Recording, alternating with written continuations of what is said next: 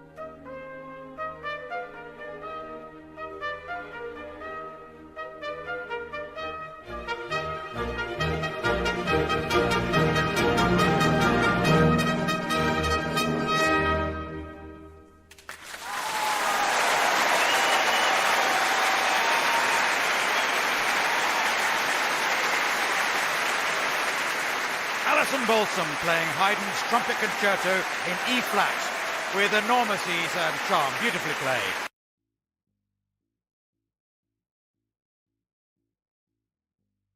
It's a very pertinent question to ask, how do we build back better?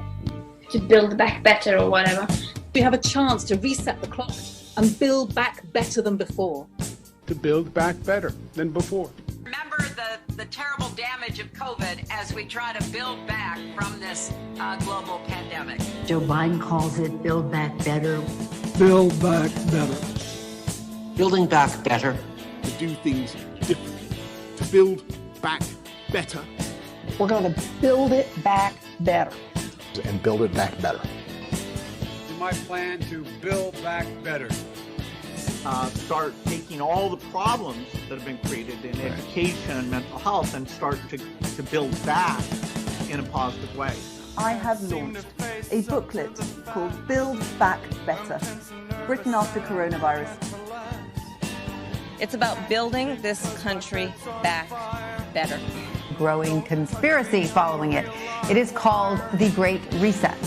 The unprecedented opportunity to rethink and reset the ways in which we live. The great opportunity for reset. The theory even calls Mr. Biden's campaign slogan, Build Back Better, a front for the conspiracy. Build back better. Building back better our economy. Build back better. All elements of the Great Reset are fundamental to building the future we need. This pandemic has provided an opportunity for a reset. It's a big effort to, some would say, to build back better. We would say to really have a great reset. Conspiracy, conspiracy. Conspiracy.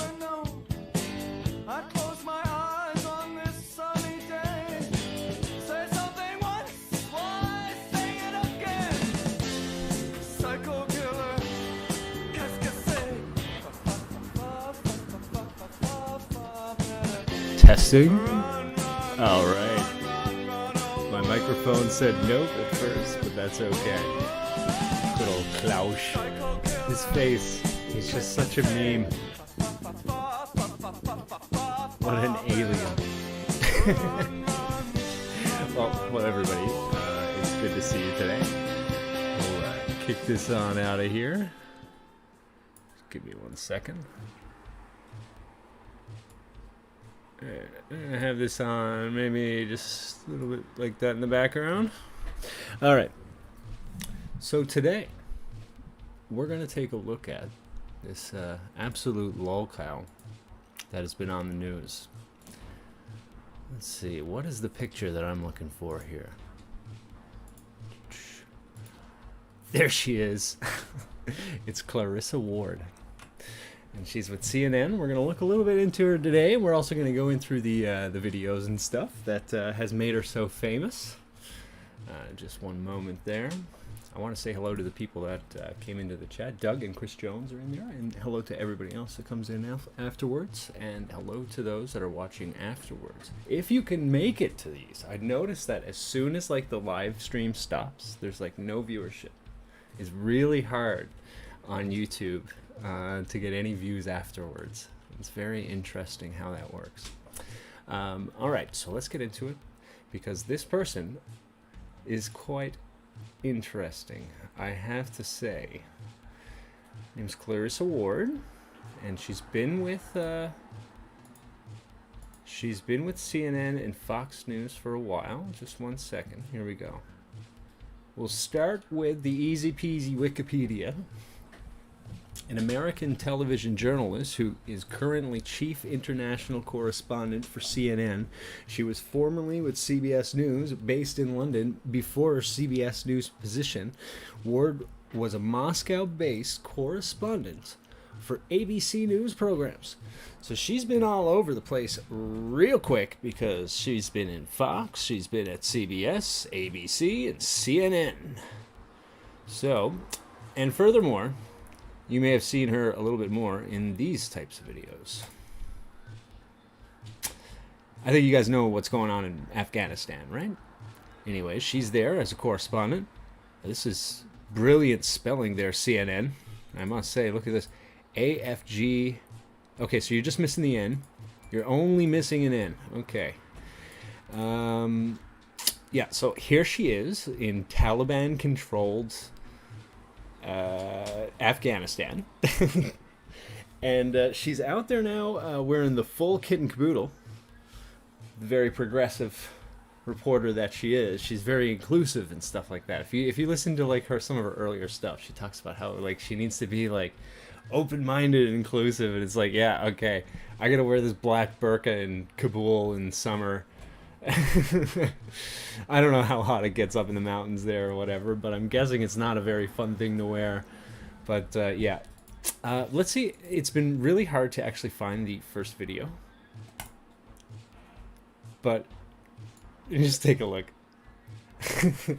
This absolute lizard woman. Is it a Toyota?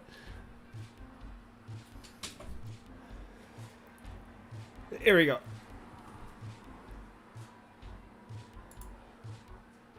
Oh, I notice it's a little bit quiet. Just one second.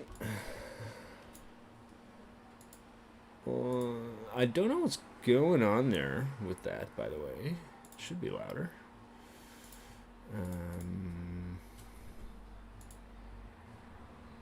Let's try it again. U.S. Embassy compound. As soon as we leave our compound, it's clear who is now in charge. Taliban fighters have flooded the capital. Smiling and victorious, they took this city of 6 million people in a matter of hours, barely firing a shot.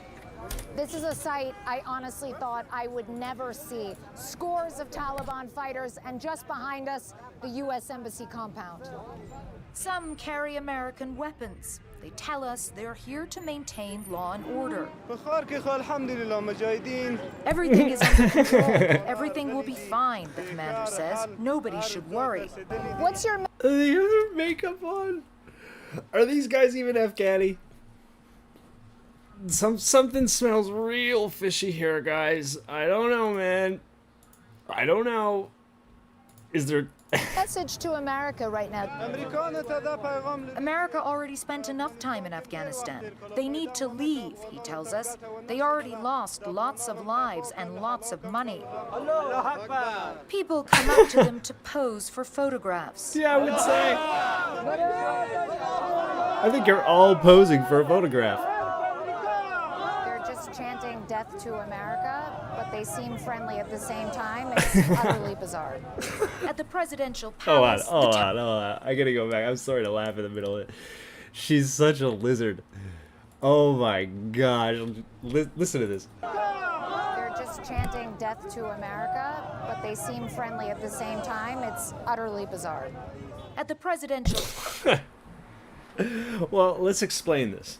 The reason why is because you're wearing that burqa. Because if you weren't wearing that burqa, you know what would happen to you. Anyway, I wanted to show you one thing. That was like the highlight that has really made this... this is the first time I've really ever heard of her, even though she's gotten some like pretty big awards. She's been around, okay? But this is what's supposed to be her shining moment. 1 second.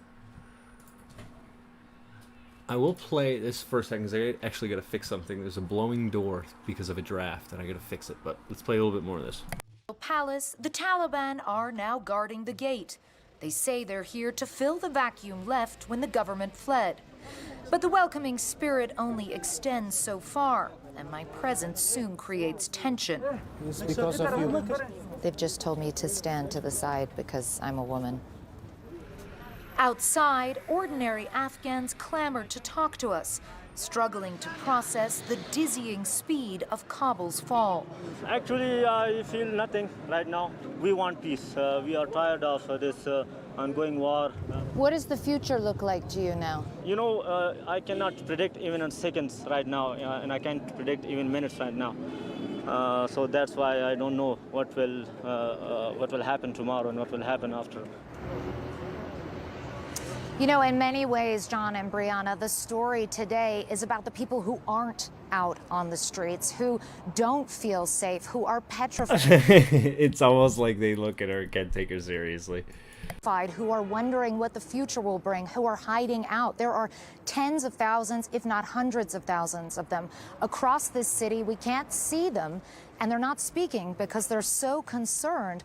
Their voices are largely silent, but still, when you think of those images at the airport, you have to keep those in your mind. That is the other side of the coin here, the dark reality of the absolute bitter fear that is consuming so many Afghans in this new, bizarre world. So I guess this is a picture of them trying to barge their way into this airplane to get out. Apparently, the airport is supposed to be pretty hectic. But you got this chick here. Anyways, I didn't get a chance to do too much on her. But I did find this interesting right off the hop. First off, we got a Yaler. A Yaler! Also, she did... I was watching something else about her. I don't know if I have the video on hand at the moment now. But it was Middlesbury... Oh, wait, now I already have it up. Let me try and clean this up a bit. She went to Middlebury in Vermont, and that was for the Arabic language course. So she's been wanting to go down there. Well, she was basically groomed by CNN. She said that CNN got her to do this schooling. So they sent her to this place. So this might be an interesting thing to look into, as it's extremely pretentious. Extremely. It's a private liberal arts college, but some of it, like the Breadloaf School of English, and some of the stuff that's in it, I haven't really heard too much of this place before, to be honest with you. But just right off the hop, I'm seeing some pretty interesting stuff. So maybe something you want to check out. But I wanted to also bring up her spouse, Philip von Bernstorff. Bernstorff. Okay. So, hold on. You got to see the kids' names. I'm not trying to make fun of the family and stuff like that, but there's a reason why I'm bringing this up. Otherwise, I just disregard it. Personal life. Ward is married to Philip von Bernstorff, a fund manager. Oh, all right. Okay. Well, maybe we can look into that later, too. Political playbook power briefing. Okay, maybe another thing to look into, whom she met at a 2007 dinner party in Moscow. And by the way, the same video that I learned that she went to a school to learn Arabic, I also learned that CNN, she started with CNN, or at least this is what she claims, for an internship in Moscow, or an internship, sorry, in Moscow. So I'm assuming that this is maybe during the same time. And they married in November 2016 at London's Chelsea Old Town Hall. They have 2 children together. Now listen to this. At first, well, we can laugh at first. Ezra Albrecht, Nicholas Noor. What is this name? Ezra Albrecht, Nicholas Noor. I know the name Albrecht, okay? It's actually kind of the last, it's like a German, old German, maybe twice removed version of my name, or my last name, or whatever. Madeleine Albright, that's like just an anglicized direct version of Albrecht, and it's a pretty big Prussian name. It's a very big Prussian name, and like Northeast Germany kind of thing, right? And same thing with Bernstorff. It's also a Northeast German name. Now, but I won't get too carried away. Caspar, Hugo, Augustus Idris. Oh boy. Anyways, fluent in French, Italian, conversational in Russian and Arabic and Spanish, knows Mandarin Chinese, of course she would. Yeah, some interesting stuff, but I wanted to kind of look into this whole von Bernstorff guy, because there was an Albrecht von Bernstorff, and it was a German diplomat and a resistance fighter. Now, isn't that interesting? Now, maybe it's a complete coincidence that she named her son Albrecht in 2021 or whenever it was. in this very modern time. Like if you ever say Albrecht to someone, it's a very old German name. Most people don't ever use that name anymore. It's got like the quintessential old Prussian name to it. So yeah, I don't know who this person is. And look, they all seem to be, all of these notable Bernstorffs, they all seem to be diplomats, statesmen, state ministers, foreign ministers. Isn't this typical, this run-of-the-mill CNN reporter? Just happens to meet, on the internship in CNN, meets her husband that seems to have some quite... Yeah, see, Mecklenburg, which is like northeast Germany, kind of close to Denmark. Yeah. So, lovely stuff. We have like a royal marriage here, I suppose. Ezra Albrecht is the kid to legitimize the nobility. And then she gets sent down to CNN. And the reason why they're being friendly with her back here is because they'll probably all die if they do anything to her. But in order for her to even show her face, she has to basically cover up everything else but her face. This is just, it's a total Lulcow moment. And it reminds me of the old days when CNN was, back in the Obama days. You know what? CNN was too boring in the Trump era. All they ever did was talk about Trump. At least they put on bad shows for us to laugh at. Which, honestly, is still better than most of the shows that are out there right now. So I just want to say hi to the people just coming in as well. I think we got Bella Robinson. It's good to see you. Clarissa Ward is the definition of a true journalist. She's got more guts and integrity than Bozo here trying to narrate it. Okay. So, I mean, what would you consider the definition of a true journalist? That would be my first question for you. Taliban is right about America needing to leave. Yeah, fair enough. But I'm not quite sure that this isn't the same forces that got us into Afghanistan in the first place. There's something very scripted about this. There's something very, very, very stagey feeling that you were just able to cakewalk right in through Afghanistan. Just thanks to some extremely incompetent decisions. I don't believe that. I think that there was a setup. It seems too perfect for, like, as a conservative. I'm a conservative. I think it's too perfect for me to just say, oh, this is a failed Biden's policy, and then the liberals can come and say, oh no, this is Trump's idea to pull out of Afghanistan, man. This is Trump's idea. Like, this seems like perfect wagging the dog to try and get a new regime in there. One that's probably going to cultivate more heroin. So this is the new progressive Taliban, the one that's apparently, according to Trudeau, says we'll be protecting human rights and all that kind of stuff. Yeah. It's got a real hoaxy feel to it, yeah, for sure, Doug. So anyways, these CNN actors have sold their soul. They are not human anymore. Well, we got to make sure that... Listen, I think part of this trick is to make us look at them as non-human. Yeah, I know I've even called her, like, lizardy. She kind of looks lizardy, but she's like a lizard nun. But dang, man, I mean, you can, like, read her rap sheet, and it looks like she was the typical CIA kind of pickup, right? But she probably scored high on some tests in some school, that there was some CIA or Jesuit that was there, and they got passed that on to, the right people, and they said, oh, well, this person can pick up some languages, basically feed whatever we tell her, basically twist her mind however we want to. This seems like the perfect CIA thing to me. The Taliban might be controlled by Five Eyes. The pullout was planned to be a disaster. It looks perfectly. It looks like it's just too easy. This all looks too easy. How do you... I don't see someone being able to roll through Afghanistan like that. Have you ever seen the terrain of Afghanistan? To do it so confidently. To do it so confidently.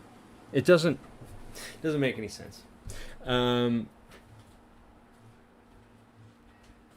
But I am confident. I really do want a response from Bella. I hope she's sticking around. You're more than welcome to stay. I would love to chat with you more. Nobi lied to get USA. No one lied to get USA to war. USA got CIA. Yeah, CIA. Good old CIA. Those Jesuit Fordtown, Maryland, glow boys. Let's call them what they are. They're glow boys. Yeah. Let's watch a little bit more of this. This is actually pretty fun. I apologize for the quality, guys. I don't know why CNN can't actually post anything better than 480p. By the way, this is CNN. Okay, it's not me. You did it. You did it. I didn't do it, CNN. It's not my computer. Chanting death to America, but they seem friendly at the same time. It's utterly bizarre. At the presidential palace, the Taliban are now guarding the gate. They say they're here to fill the vacuum left when the government fled. But the welcoming spirit only extends so far, and my presence soon creates tension. They've just told me to stand to the side because I'm a woman. Get out, Roasty. Outside, ordinary Afghans clamored to talk to us. I'm sorry. I'm not making fun of women with that. It's just like, it's ridiculous. What are you doing here? What are you doing here? And how could you survive? The only reason why you could is because it's all set up. And saying, hey, that CIA reporter who is like the epitome of the Western world, of everything wrong with the Western world. Yeah, don't touch her. Right? Why wouldn't they? Well, I mean, you know, like, why wouldn't you? I mean, optics, you can just cover up optics. CNN, like, nobody cares. Nobody cares about CNN. Can you imagine? CNN cries. Like, who cries for CNN? Like, seriously, nobody trusts CNN anymore. Like, no one. Little thumbs down there. Like I would say a good half of those are bots. The ones that are 15K in. The only reason why they're getting anything is because it's this Lulcow now. I feel nothing right now. We want peace. We are tired of this ongoing war. What does the future look like to you now? You know, She looks hilarious. I'm sorry. Like 10 years. I watched like an interview of her like from about 10 years ago. Sorry about the noise of outside. It's about 30 degrees or 90 something degrees at the moment, and I gotta keep the window open before this place bakes like last time. But anyways, this lady here has really hit the wall since the last interview I saw. And the whole black this nun 2.0 thing going on, it's not helping her. Oh boy, it's not helping her. The boniness and stuff, like she kind of had like a little bit more of a fullness of face like back then, and oh boy, this is not helping her. What does the future look like to you now? Look at those lips. I cannot predict. I'm sorry, I'm not trying to make fun of looks. It's just, it's so lizardy. It's so lizardy. The fix is in. Taliban cake is walking to a victory. Is like Barry Bonds taking steroids. Yeah, it's total. It's the fix is in. Looks like rundown lot in LA. Yeah, well, I mean, there's not much difference anymore, is there? I'm not saying all of USA, but LA specifically, and like San Francisco, things like that. I have a cousin that was like into that kind of industries stuff down there, like, and he just came back because places run over, and he's a total liberal too, right? So like he won't admit it. He's just like, I just want to get to a place, you know, where there's family and stuff. It's like, no, you want to get out of that heckhole. CNN, tens of billion-dollar media corporation can't even upload HD video. Yeah, it's ridiculous. It's ridiculous. The amount of money that gets pumped into these guys and what you get. Like, isn't that crazy? I don't know. Maybe like something's going on with my card or something. It won't even show it to me, but I've never seen that before. Only 480. What is this? Like 2008? right now, and I can't predict even minutes right now. So that's why I don't know what will happen tomorrow and what will happen after. In this new bizarre world. New bizarre That's really the world. description coming from inside of Afghanistan, Clarissa. I was trying to have some women who are holed up there in Afghanistan on the show today, trying to book them on the show through an African-American cousin who is here in the United States. But Income the guilt porn, right? The guilt porn takes them, take your lot of refugees, I guess. Is that what that is? I think Trudeau already announced they're taking in like 20,000 of these people because of their own bad policies. We now have to increase the inflation to take these guys in, because obviously these people are going to cost money, a lot of money, for the at least first generation. Oh my goodness, it all reeks of setup. People are getting fed up with refugees here. Okay, like they're getting fed up with immigrants, and it's nothing necessarily against the immigrants. It's just the math itself is obvious. Like we were just talking just a couple of years ago, problems with employment or high unemployment, and then there was also a quote-unquote housing crisis everywhere in the news here in Canada, right? We were just talking about that. So how are we now, just a couple of years later, talking about bringing in like 400,000 refugees or immigrants a year, and then excuses for more and more and more when people are getting fed up with it, right? They see what's going on now. I think a lot more people are. But yeah, what a perfect excuse. Let's get this caravan started. They're too terrified right? to come on, even with Look the at promise this. of obscuring their Terrified. voices You and gotta their let them come identities. here, guys. And right now they're holed up in their house. See? The Mother Taliban is Teresa walking up here outside of tells their you house, to. and they worry it's just a matter of time until someone knocks on the door. And absolutely, especially for women who have been outspoken, for women who have had prominent jobs, women in politics, women in the judiciary, female journalists, all of these women, incredibly strong. Right. Well, why don't you tell your handlers, Teresa, or Clarissa is her name, but why don't you tell your handlers to stop creating these events of pure chaos? Why don't you tell them to stop doing that? Right? That would make this a lot easier. Rather than trying to sell more immigrants for us, because just listen to them, they're so strong and outspoken. It was like, well, were ya? How outspoken were you guys after Arab Spring? Right? Because here's another thing too. I notice they don't mind mentioning in Clarissa Ward's talk. 1 second. She was in Egypt. Ward reported in July 2013, Ward reported on the unrest in Egypt, filming the same area. Sorry, I didn't mean to click on Egypt. My bad. Filming the same the same area where CBS correspondent Lara Logan had been sexually assaulted a few years prior. In October 2014, Ward returned to Syria undercover to interview two Western jihadis, a young American man and a former Dutch soldier, about their paths to radicalism. So, yeah, they don't mind mentioning this kind of stuff here, right?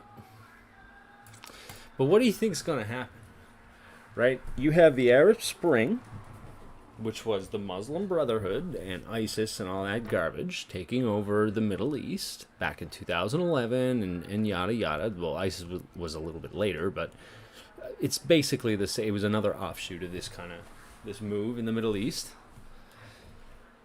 What do you think is going to happen there? I remember having this conversation with another liberal family member of mine. She was mentioning Libya. I think this is what it was about. Yeah, I think I was talking about our military. And I was like, we went in and we screwed Libya over. Like, that place is completely destabilized now. And I remember she was like, well, what was the situation with women's rights back then? I'm like, I don't know. What do you think that it's like now with the Muslim Brotherhood? Like, I'm sorry, I don't mean to laugh at women's rights, because, you know what? This is real shit. And I'm sorry to swear on that. This is real stuff. This is like, hey, you know what's not on TV? You know what they're not showing, right? Like when we're not looking at this lizard woman and the other CIA plant, right? Like there's women being hurt right now. The entire country was just taken over by a group that literally think women are completely inferior. Right? There's a difference between, like, you know, knowing we have our differences and respecting those differences, right? And just, I don't know, caveman, Barbary Coast kind of slavery crap, right? That's what they're into. But they apparently don't like drugs, but that's perfect for the CIA then, right? Taliban takes care of all the other stuff. And CIA will just focus on growing their opioids with Loyola up in the mountains, the Bora Bora Mountains or whatever they're called. Let's take a look. New Bizarre World Order, yeah. Hellbenders Club says, and hello, welcome. Hellbenders Club, by the way. Canada's birth rate is too low to sustain tax rate. The government is importing immigrants and refugees. Yes, that is what is going on. Yeah. And it is the likely, and this is what we've been saying. We've been saying this for a long time, that the system, fiat system, can sustain itself like it is, with compounded interest. Both the right and the left knew this, but they had to make up a story, and it's like, yeah, we got to replace you, but if you say anything, you're racist. This is just so they have to recolonize with people that don't have debt. And then you have to lend to those people to kick this can down the road for maybe another couple of years before they got their spaceships or whatever. Before Bezos learns how to use that penis spaceship. Ridiculous. Just a second there now. Well, let's continue. Let's go on. Let's see. How much they know about the plight of women now that it's taken over. But you notice, like, how ridiculous that she is here. This is the main take. Kitty. See, this is what I deal with. This little cat is Satan's spawn. No, I'm just kidding. It's not true. He's an awesome little dude. But he's also diva and loves his attention. So. But the friendly, mostly peaceful, just chanting death in America. At the same time, it's really utterly bizarre. Yeah. At the president. Yeah. So Twitter, they run to her defense because people are making fun. I think Tucker Carlson is wagging the dog on it. I'm not going to even pay attention to Tucker. He's just as controlled.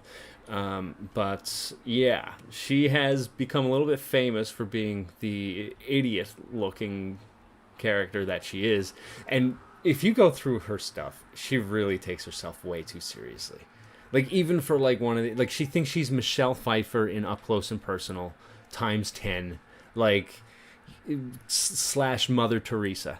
This is basically who this woman thinks she is. The hijab and this stuff, this is very fitting. Very fitting for her. So people start making fun of her. Like, there's a before and after. Yeah, here we go. After breathtaking events, Taliban surround Kabul. She's there, and then, like, shots fired at Kabul airport as they try and leave, and then she's all suited up. It's like a before and after. And she says, this meme is inaccurate. The top photo is inside a private compound. The bottom is on the streets of Taliban-held Kabul. I always wore a headscarf on the street in Kabul previously. Oh, though not with a fully covered and is it abaya? I think abaya. I don't know. So there is a difference, but not quite this stark. Why didn't you just go to Snopes? Why didn't you just go to Snopes? They could have written this better for you, Clarissa. You're not the journalist that I had hoped you to be. You could have written better than that. So you did. You admit in your fact check that you went to extra measures to stop yourself from getting beaten and stoned on the streets. Like, the gaslighting is precious. Like, of course, a meme, listen, memes are memes. They're meant to often, especially in this case specifically, let's just talk about it. This meme is meant to juxtapose the two situations of a before and after. So yeah, they're going to over embellish a little bit. But you say it's inaccurate, and then you prove its point. You prove its point. That you now go through extra measures to stop yourself from what happened to Lara Logan. You know, what nearly happened to that, what was her name? The Liang that went to North Korea a few years back? Laura Lang or something like that. She got captured. I'm not sure what happened there, but I mean, like, yeah. You gotta love when she fact checks herself and proves herself wrong and the meme right in doing so.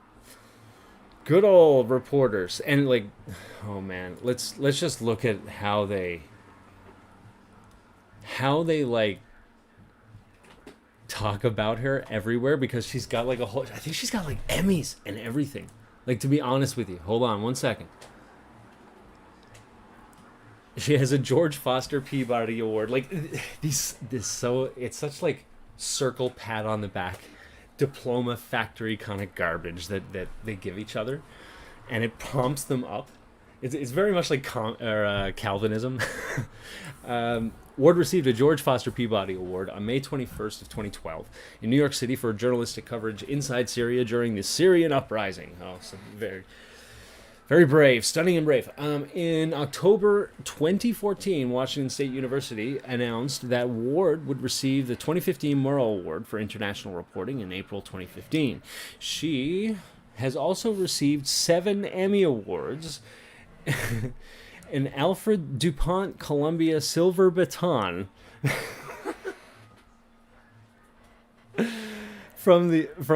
and honors from the Radio and Television Correspondents Association. Oh, it's so cringy. It's so cringy. When you hear this, and then right after it goes on to the Philip von Bernstorff, the diplomats, the long lineage of diplomats between. I'm guessing it looks very, from what I see here, it would kind of make me think you're looking at like German Habsburg intelligence kind of thing here. And then they're just the icing on the cake for me. And I'm not trying to make fun of anyone's kids. I'm sure lovely kids, but Ezra, Albrecht, Nicholas Knorr, and Caspar, Hugo, Augustus, Idris. Is Idris another emperor? Are there 2 emperors in this person's name? I don't think Idris is an emperor, is it? No, it's just Idris Elba. Who? Idris. Okay, so a prophet, an Islamic prophet, and a Roman emperor in the name. Oh my! The pomp. It's ridiculous. Anderson Pooper. Yeah, let's listen in on that. Let's see how's it going here. We went out on the streets for the day, keen to see what life felt like in this new Islamic Emirate of Afghanistan, and we found a mixture of emotions. There was heartache, desperation, fear, and also some jubilation. Take a look. As soon as we leave our compound, it's clear who is now in charge. Taliban fighters have flooded the capital. Smiling and victorious, they took this city of 6 million people in here we go. Woopering.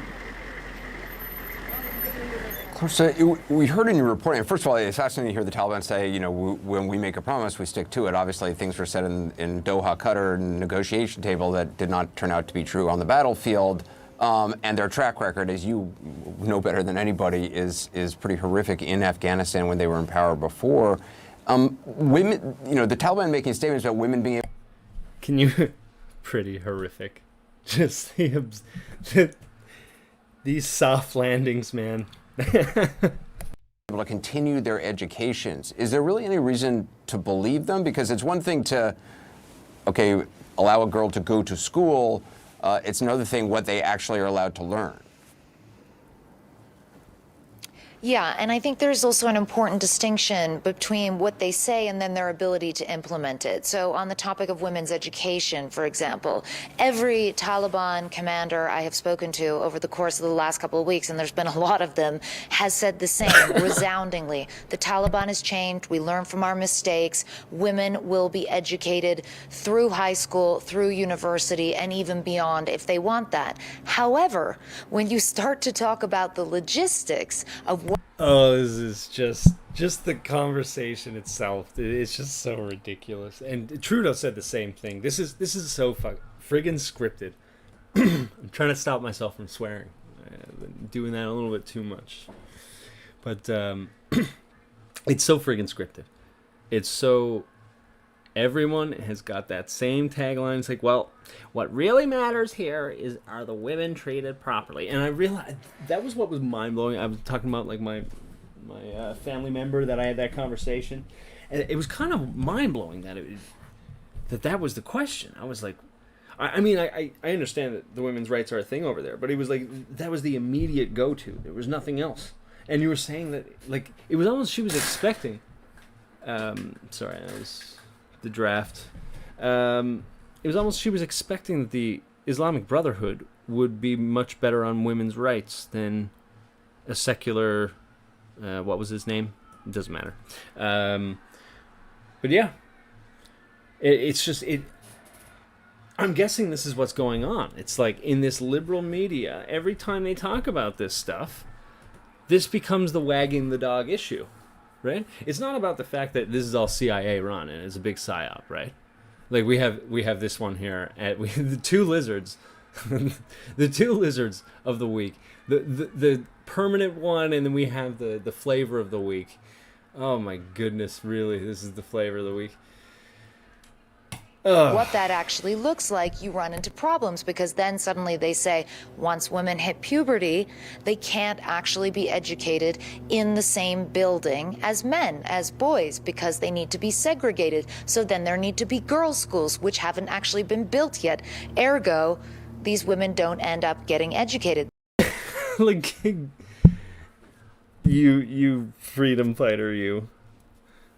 This is the issue, right? Right. Yeah, the real problem here is now we need to build women's schools. Oh, goodness. So why didn't you think about that before? Hold on now. Why didn't they do that before? Right? Because you know what's going on here, too, right? There's the other end of the stick. You got global homo coming in there. That's what's going on. Right, they're trying to go into these Middle Eastern companies. One thing about Kabul is, let's just do it. I think it should be on the wiki. That it's undergone a rapid transformation into an IT sector. So it has definitely modernized in ways, but along with that. Let's see, economy, development planning. Yeah, you can see $1 billion contracts, major residential scheme that would accommodate 1.5 million people, and then you got that. You got your NGOs coming in there to start changing people's perspectives. I'm sure they got their poster boards to make sure everybody's becoming more inclusive. Right, and if I'm not mistaken, they flew the rainbow flag at the Kabul embassy, the U.S. Kabul embassy. If I'm not mistaken. So yeah, they have this. They're trying to also do the same stuff over there, to a society that doesn't appreciate that stuff, and you're gonna get a pushback there. What do you expect? You weren't listening to the people there. This is like these people. They give themselves a bunch of awards, and then they think that they actually have the right to just go around and change people's cultures. It's so disgusting. Just a race and like, well, you know, they Borg it out. They They make it their own, right? Everywhere they go, it's disgusting. All right. Hello, Anonymous. Time for your 14th CV booster. Oh, yeah, absolutely. For the Delta Double Plus Good variant, we need to make sure that we're all staying safe. And, you know, this is all really important stuff, of course. And I do want to thank everybody in chat. If there's something you want to bring up, maybe some other topics as well, let me know. And hit the like button if you don't mind, because it is hard to get your videos out there on YouTube. They say I can't stand hating these, or they're saying these things. I actually hate saying it. But I do like having, you know, more than just me here when I'm going through this information, because it's good to see, like, you know, if you have anything to contribute, maybe something, a rabbit hole we can go down at the time. It's always good to take a look. But now we do have some extra. We have some new. This was just a couple hours ago. Taliban fighters accost CNN reporter and crew. CNN's Clarissa Ward reports on the hurdles Americans and Afghans are facing trying to get to Kabul's airport as Taliban fighters attempt to block access with gunfire and violence. Oh, goodness. Let's just go through these. This is great. America's last foothold in Afghanistan is now guarded by the Taliban. You can see the Taliban are all over. They don't allow anyone. We've come to Kabul's airport to see the gauntlet people must pass through to fly out. You can hear gunshots every couple minutes. CNN. Quickly, we are accosted by an angry Taliban fighter. Can I ask you a question? Based. Excuse me? He says first. Cover my face? Okay. Cover my face. What is this? What is that? He told me to cover my face, but he doesn't want to comment on that truncheon he's carrying. The fighter tells us these chaotic scenes are the fault of America. They don't have to tell you anything. The only reason why you're alive is because they're afraid to kill you. The cause of all this is America in Afghanistan. Look at these people, he says. America's really acting unfairly towards them. Why are they lying and telling them that they can go to America? Why don't they let them stay and help their country? Okay. Doesn't want to talk to you. Okay. Doesn't want to talk to you, that's fine. All right. We keep walking to avoid confrontation. A man follows us, asking for advice. How we can enter the base? How you can enter the base? Yes. Because they are sending me email also. Do you have paperwork to enter? Yes. Show me the your enter, paperwork. no. But we have email and they calling me. Was this an Italian company? Yeah, Italian company. Great. Lovely. So how do we get there, right? So we see the narrative. You know what they're building up to. PsyOps are so tiring. Okay, I don't want this guy to whip you. Okay, thank you. All right. Thank you. Others crowd around us to show their documents. Camp Phoenix.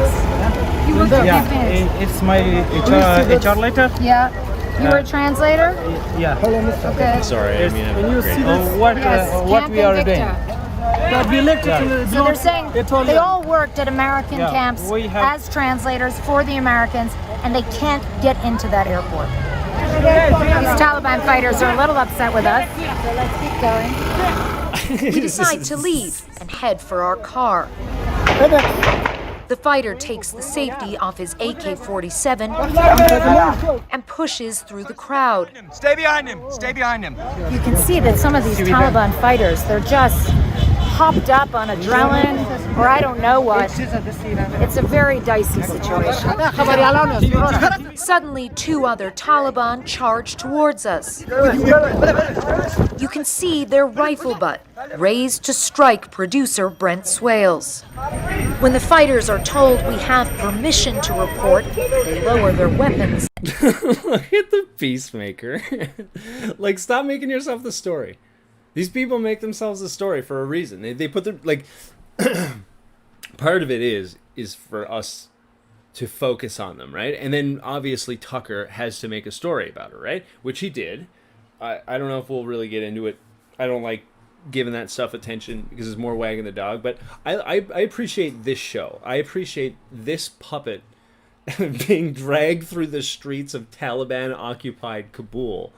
And while she knows that she is protected to an extent, she doesn't quite know. she doesn't quite sure know if she's gonna make it. If her connections is truly a bulletproof shield. Let us pass. Okay, now we're going. Get in the car.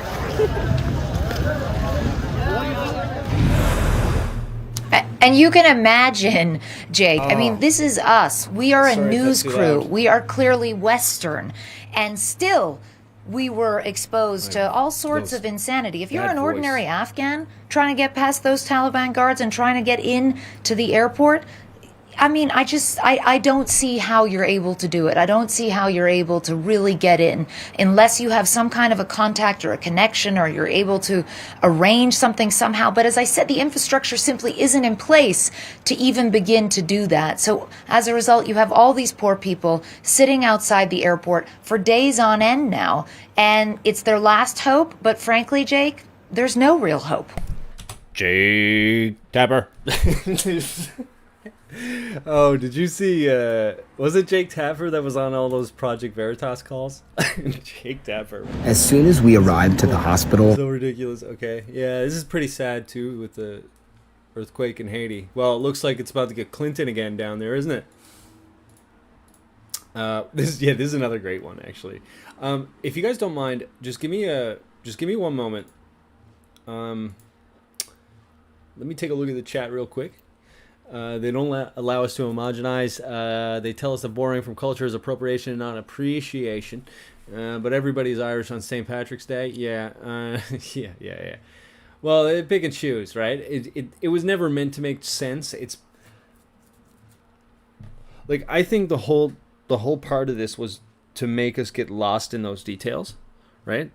We're never going to make sense of any of it. Like, all of their factoids and stuff like that, it's only to push what they need. That's all they need, and then they just wipe clean. They forum slide everything else, right? It's pretty crazy. Let me give you an example of how they slide information out. Oops. Unpin. Okay, just give me 2 seconds. Okay, ElsaGate. Good example, right? Let's look up ElsaGate. And there's a reason why I have minus defeats, and I'll show you why. Just a second. So if I want to look up information on it, right, usually it'll only give me the stuff that was when it was really popular back 3-4 years ago. Now videos won't get those because all this stuff has been like clamped down, so like, you know, searches don't show up. Now there's ways to bypass it. You can go to upload date, right? Or you can do today or last hour. But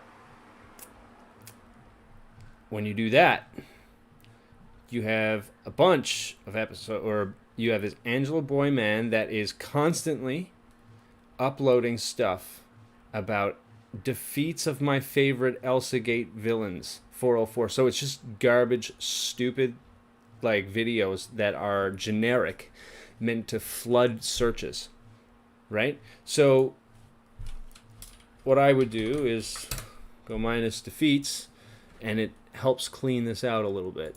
I then have to, again, press upload date, and now I can look through this stuff a little bit more without at least not having to deal with that garbage, right? But there's still a whole bunch of them, right? But that's how they slide information on YouTube, for one example. And if you don't believe me, let's go to that other person, the Gylfi Sigurdsson. This was the Everton soccer player who has been arrested for allegedly trying to hook up with a minor, doing some lewd stuff on social media, I believe. And as you can see, everything's been locked down about 4 weeks ago. because they stopped all talk about it on Reddit and all that stuff, so the spread of its information was very hard, and then they go into this mode where they slide everything. So you go to upload date, and what do we get? You just get garbage all day. AZR Official's pretty good. That channel I've gotten a couple decent things, but you just get non-stop garbage. Non-stop garbage being posted. Just stupid shorts, no information, you know. Thank you. Well, this 3 weeks ago again, right? So this is how they slide everything. Yep.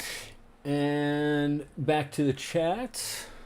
Create a website and join a network. Find a way around YouTube. Maybe I should. I don't know. Like, listen, I've had some problems with like networks on the conspiracy theory stuff because it becomes quite controlling, and then there's always like drama that, in my opinion, seems like it could be manufactured in order to stop the people in the network from being able to research, because they have to deal with the inside stuff all the time, and you know, things like that. So like, I wish there would be a network. You know what I mean? But maybe I'll think about creating a website. I actually know HTML. I know that's like old man stuff. That's boomer stuff. But then I would just do it just to spite everything new. Okay, America loses wars by arming the enemy with the most up-to-date munitions. Yeah. Well, I mean, I think when they stormed all of Afghanistan, they took all of the guns and ammunition and vehicles, and I think that there were helicopters even and aircraft. Like, this is not cheap stuff, man. This is not cheap, and it's not good for your enemy to have. But apparently, I mean, like they're like halfway walking these guys into saying that they're just like the devil we know or something. I don't know what they're trying to. They're certainly not treating the Taliban like the Taliban. They're pretending that they're, you know, somewhat civilized. This lizard person is trying to tell you. America's meant to lose. Obama called it redistributing America's wealth to the rest of the world. 100%. And same thing with the Vatican. Talking about redistributing the wealth. Having a poor church for the poor people. Making sure everyone's poor. Absolutely. And out of shape. And unable to reason. And against each other. Stuff like that. Yeah. Let's listen to what they have to say. The other thing you see a lot, Anderson, particularly not in a place like Kabul, but in these rural areas, is that there's just a different mentality. So people think they're just supposed to send their daughters, their little girls, to a madrasa, a religious school, for a few years. Maybe she'll learn the numbers, a few letters of the alphabet.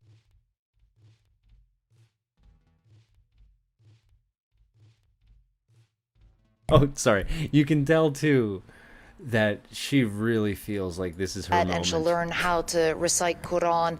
But beyond that, there isn't really an appetite to educate girls. And so even if the Taliban did say that it was permissible, will they actively promote it in the way that the Afghan government and the U.S. here, to the extent of its presence, has been actively trying to do for the last 2 decades? Or will we, as the fear is, the very real fear, and probably the more likely scenario is, see a huge decline in women's education once again? Yeah, I mean, the fear in that young man's voice talking to you, staying at home with his sister, his parents dead, it's just so sad.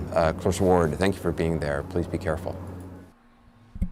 Right. It's not like it's, you know, destabilizing a region which is basically a keystone to the entire Eastern world, which is now taking the places like the more, if there is a continent that is now the place where all the trade goes and stuff, it's now becoming Asia. And so that's why Afghanistan is so important for so many different people. And China wants a piece of it.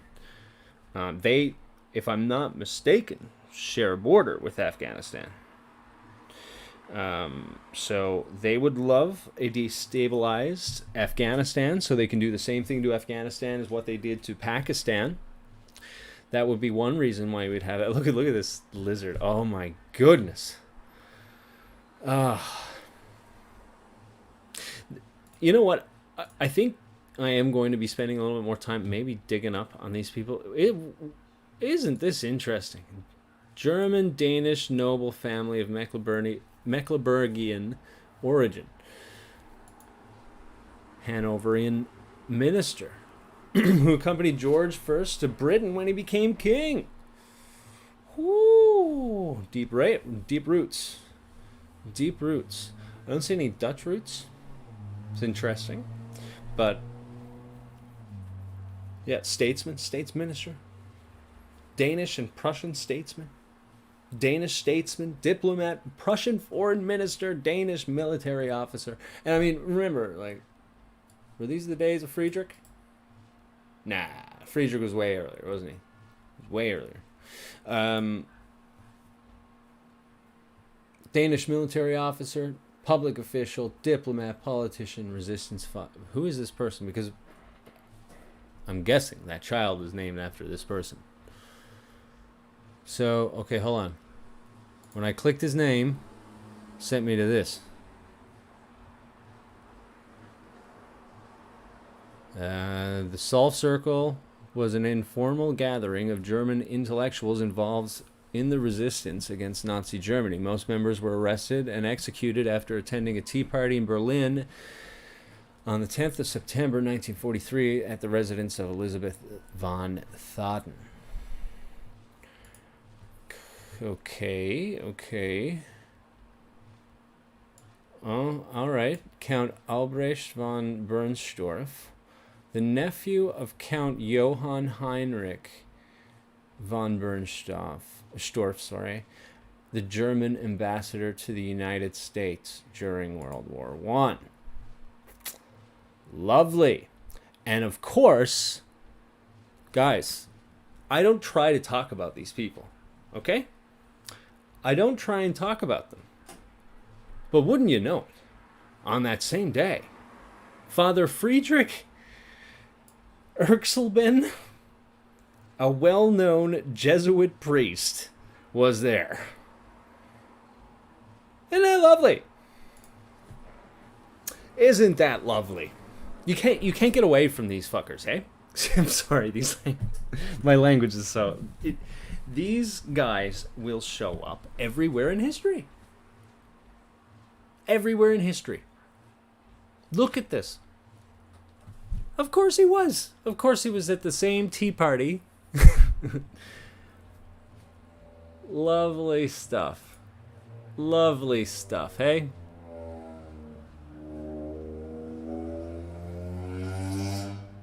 So you have Himmler, who was influenced and handled by Jesuits.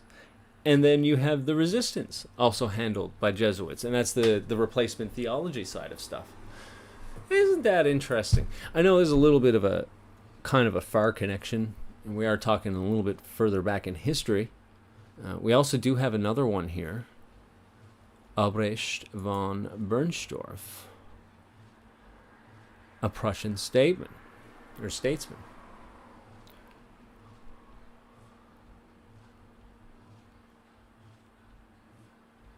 But, yeah, something to look at after. Let's look at that one last thing. And then I'm going to take a quick situation break, where we are. It's very hectic. You can probably hear those gunshots. We're about 200 yards, even less than 200 yards away from the entrance to the Kabul airport. We just drove through it quickly. It's absolutely impossible to stop there. And I say we drove through it quickly. You can't drive through it quickly. It's bumper to bumper. Cars are barely moving. There are Taliban fighters all around. We actually did see them physically. The video was actually, this video alone was lagging out last time as well. So I'm guessing this is also on CNN's end. With truncheons, trying to get them back. We have seen them and heard them a lot as well, firing on the crowds to disperse the crowds. It's a little difficult to see from this vantage point, and it's a slightly edgy situation, so I don't want to push our luck. But all along the roadside over there, there's just hundreds of people who are basically waiting, desperately trying to get out of the country. It's not clear if they have their paperwork. She's so funny to look at. This fake, this marionette. They're in the middle of a road here. Look at this, middle of a massive avenue. I'm looking at, I think I'm also seeing cars come down this An way. order if they've been declined and told that they can't enter the gates, or if they simply don't have the wherewithal to get inside. Cameraman Will Bonnet's just panning off right now. You can see it's a pretty large crowd who's formed around us already, because this is a slightly unusual situation to be doing live shots from here, I think. But it's definitely chaotic. It's definitely dangerous. I will say this. The Taliban appears to be trying to disperse the crowds, and there are crowds there of young men who seem to be just engaging in like criminal activity. I don't know if you heard that. Okay. They're kind of running towards the Taliban and then running away from them again, almost like it's a game. But, you know, when there's... Well, hold on. What do you mean? Almost criminal activity, running towards the Taliban and then running away again. What do you mean almost criminal activity? What, you're to disrupt the Taliban is criminal activity? To the Taliban, yes. Maybe. And maybe if you're part of all of this baloney as well. Bullets firing like that, Brianna and John, it's clearly not a game. We heard the gunfire there, Clarissa. This is like this is the moment of my life. I got my burqa ready. I'm gonna be famous. Everyone's gonna forget you next week, except for those very pretentious, douchey sounding awards that you get. Give us a sense if the Taliban is firing into the crowds, at people, or is it crowd dispersal into the air? Are they letting anyone through? Is there any credit that you could give to the Taliban, Clarissa? From what we can see, and from what we could see, we only had a very limited vantage point. They're firing to disperse the crowds. They're not targeting people. They're not trying to kill people. But of course, the minute you're firing willy-nilly, when you have a bunch of civilians all over the road and civilian vehicles, people get hurt. That's what happens. So there's not a huge amount of discipline, let's say, to use an understatement, in the ways in which they are dispersing the crowd. We did see some people behind the concertina wire implying that they had been able to get into that first perimeter. But I'm not going to lie. I mean, you're running the gauntlet to try to get in there, because there are so many different things going on. You could just hear the gunfire is pretty much constant as the Taliban tries to push people back. And as a result, you're just getting lots of people on the roads surrounding the airport, like the one we're on, less than 200 yards away. You're just getting lots and lots of people sitting by the roadside. Some of them have their bags, and they're just obviously have no idea how they can get out. And I know, Clarissa, that your cameraman Will is there, it looks like, on a tripod, but I'm just wondering if he can pan around a little more so that we can see the scene there, not too far from the Kabul airport. Will, could you just pan around a little bit more to get a bit of more of... As they're talking and pretentiously just patting each other there, something just happened in the background. It's like something serious. I mean, someone holding something just ran full speed into the traffic. While they're like, could you just pan around there? Hold on, let me see. Get out. And I know, Clarissa, that your cameraman Will is there, it looks like, on a tripod, but I'm just wondering if he can pan around a little more so that we can see the scene there, not too far from the Kabul airport. Well, could you just pan around a little bit more to get a bit of more of the scene? I'll step out to the side. You can see we've got this crowd around us, which is never great, because you know, crowds are always a little bit dangerous. And most of these people, let me ask. Do you think that there was some direction just going on there? Like, we got maybe a couple people moving people around so that the camera angles won't show?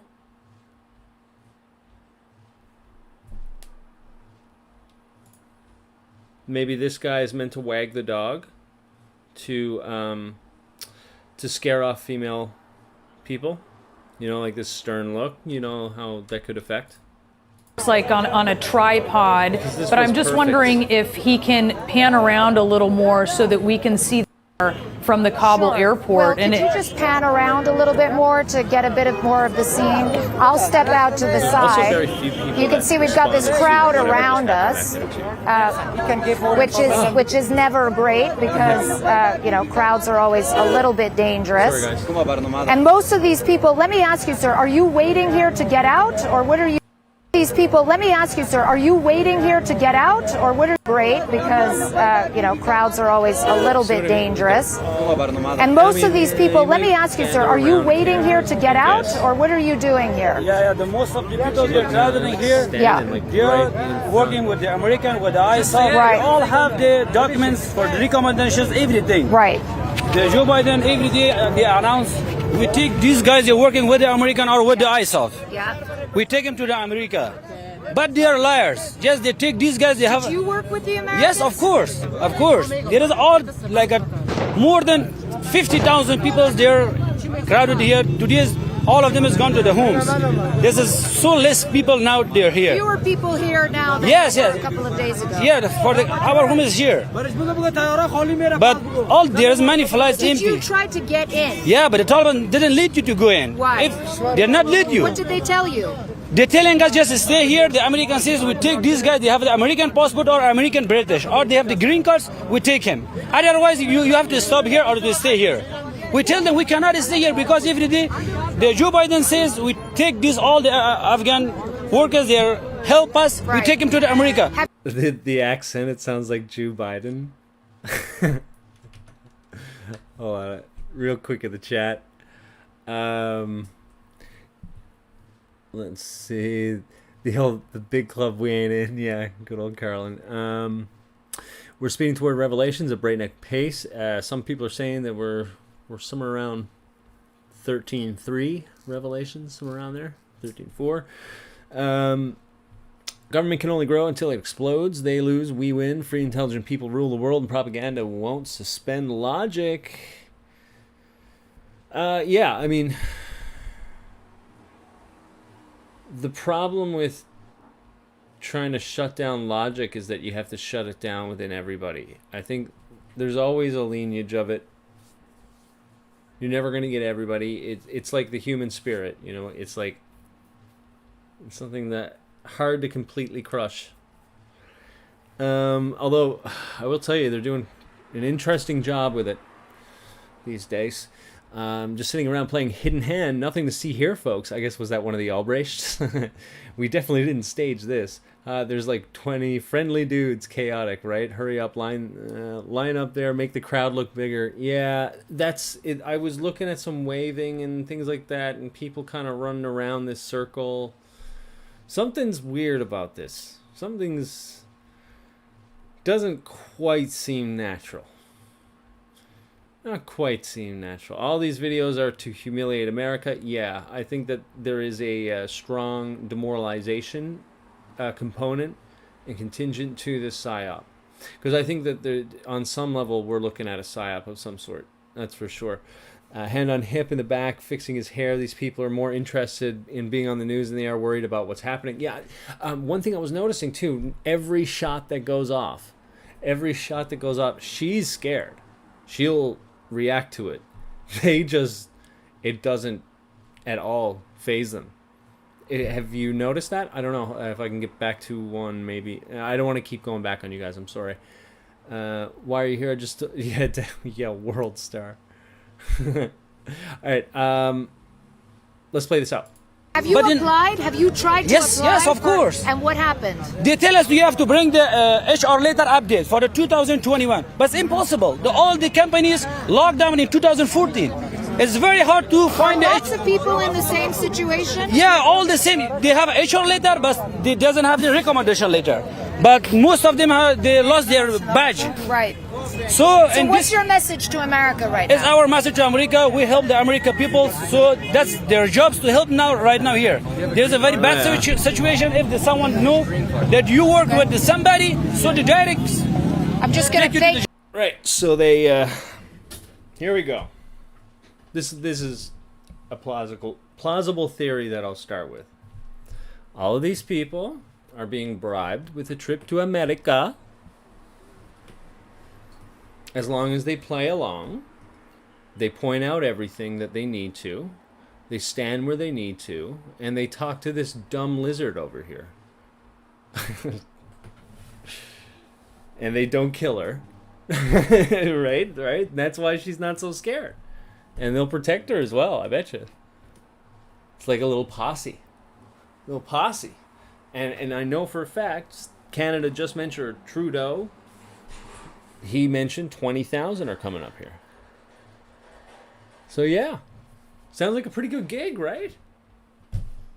And that, I mean, is that why they are then not afraid of these bullets? They're probably a little bit more used to loud noise, gunfire, kind of chaos, maybe as most American cities or most of America or Western places. Maybe I shouldn't say cities, but most places, towns, stuff like that. So unless it was directly affecting them, yeah. What do you think? Does this sound like something? Because these guys are pretty chill, man. And they are, like you said, there was something I was like, I can't quite put my finger on it. It was like this is like a town fair with local news, man.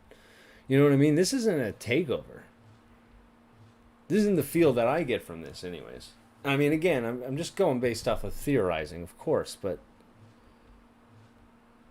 they're more interested on being on TV, in my opinion. Sir, can I just bring you in? You have a green card? Yeah, see, this is my green card. This is your green card. It's showing me a picture right now of... See, this is this is so unimportant. Why would CNN waste any time? Why is this so important? Showing the green card, pointing to the green card. We gotta get them over here. Thank you, sir. Can I just bring you in? You have a green card? Yeah, see, this is my green card. This is your green card. It's showing me a picture right now of his green card. See, she was told to really sell this or something. She is selling this hard. Just one more time. I'm sorry to cut it up, but look how hard she's selling this, man. This is like the shopping channel. Showing me a picture right now of his green card. Hey, a picture right customer. now of his green card. Yeah, see, this is my green card. This is your green card. It's showing me a picture right now of his green card. Best testimony. That's his green card. Back, So you have a green card. Yeah, and I have flight on the August 20, this Friday. Perfect. I already fill out the application for the U.S. Embassy. Right. And this is the emails that I got from the U.S. Embassy. And so did you try to get in to the airport? Yeah, I did. But and what did the Taliban say? Like the Taliban say, we don't know, just go. We don't want to try to let you in. And like they say, we don't have flights and we don't have They anything. don't have flights. Yeah, Okay. they just say, but they do have a flight. Okay. They have flights, yes. But you're getting an impression, John and Brianna. I mean, look, I'm... So you're telling me they got a flight? Yeah, it's probably the payment. That's probably the payment. She probably also set this up for him. surrounded here, okay? And everybody here has got a story. People work for the Americans. Yeah, exactly. This, okay, I know. Again, I'm theorizing. I know. Shag it. Might as well connect the dots. Oh my God! Of course, they all have a story, and your story is you are here to sell something to us, and it is all of these people in here, along with all of your other garbage that you're trying to pull over there. One man has a green card. He already has his flights booked. Now they're pressing in. They want desperately to tell their stories. They want the Americans to know because they're not able to get past those checkpoints. They're not able to get past the Taliban fighters. John, Brianna. Clarissa, first of all, whatever you need right now, however you feel, you're in charge with this, right? If you need to go, if you need to get safe, let us know at any minute. If you're comfortable where you are, this is important to see. because what we are seeing now is the disconnect between what the United States says is happening, it needs to happen, with what can They're happen. not even touching her. If there are thousands of Afghans that the United States has promised to get out of the country, but they can't get to the airport, that's a disconnect. It's showing that it's not a reality. I mean, and that's what's so crazy, John. You're talking about some of these people, they have their paperwork. This man has a green card. If you are a U.S. green card holder, you should be allowed to get into that airport. But the problem is, it is such a chaotic situation, and the Taliban understands how this looks. The Taliban knows that having thousands of people on the streets desperately trying to press into the airport because they're so frightened, because they just want more than anything to leave, they know that that looks bad. Right. Okay. So this serves as like the foot in the door, right? The green card serves for it. There's so many people in there. They're actually like they're Americans, even though they're in the middle of Kabul during like a complete fallout of all stability. Oh yes, for great time to be over there as opposed to here. Yeah, they had so many people with these green cards, and now they got to be taken in. And this is the foot in the door. This is the foot in the door. You do it for the green cards, right? And you make sure these kids are looking at the camera. Right?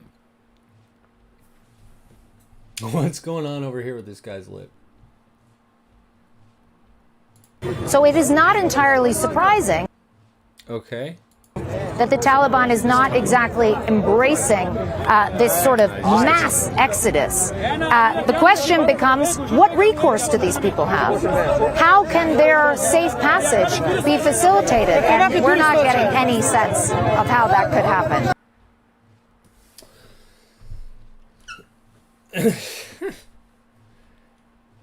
Oh boy. Yes, there's some other... We have some disturbing new audio that shows the desperation, the... Maybe we can go through a little bit more of this. I'll take a look at the chat real quick. Oh, I'm missing a little bit. Sorry, guys. Join the dots gives me a clown face. Good call. This is Clown World. We definitely didn't stage this. Yeah. Hand on hip, dangerous. Governor Cuomo will broker a peace deal and run for president in 2024. Just dox the guy lizard woman. She outed herself with that statement.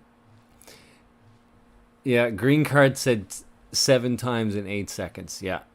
Yeah, this is what's going on. The green card is that's the wedge, right? All of the immigration that will come in will be under that guise at first, right? Yeah. She's selling Home Shopping Network by PSYOP 10 billion. The duping delight. Yeah, the devil is in all the details. It's fun to pick apart videos. Yeah, it's I do enjoy these kind of this setup. It's pretty good. Brittany, it's good to see you. Good to see you. And yeah, everybody that's coming in, appreciate you guys checking in. I'm going to take a quick break, air out this place, try and cool it down. This computer gives off a lot of heat, and this is the 1 week where we get crazy heat, and I got no way to prepare against it. So with that, I'm just going to play a couple videos, but I will be right back, and so stick around.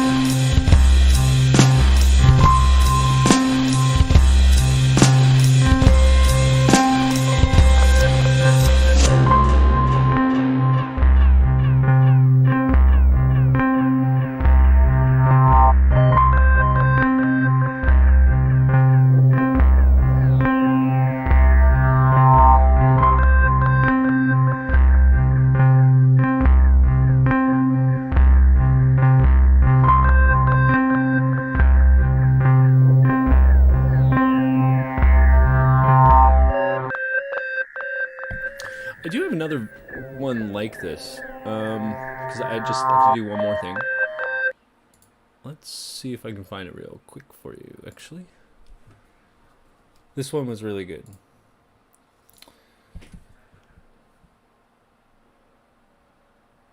I'm not sure if I have it downloaded. If not, I can just find it and just play it off my channel.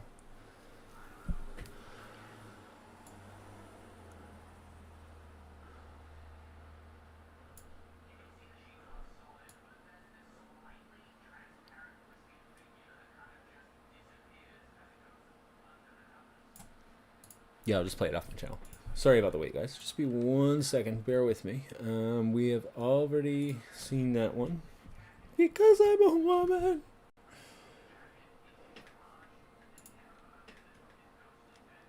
If I go to my videos.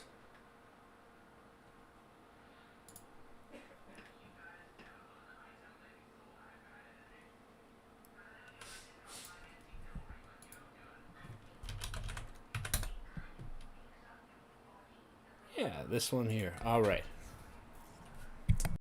Give me 1 sec.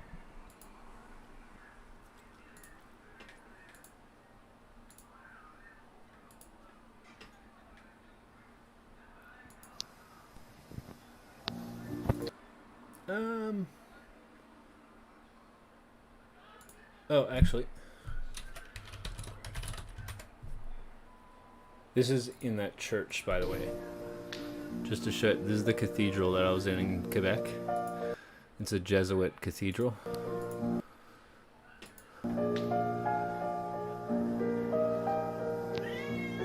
Hello, Kitty. Yes, he wants more food. I gotta go give him. We'll just play that one, actually.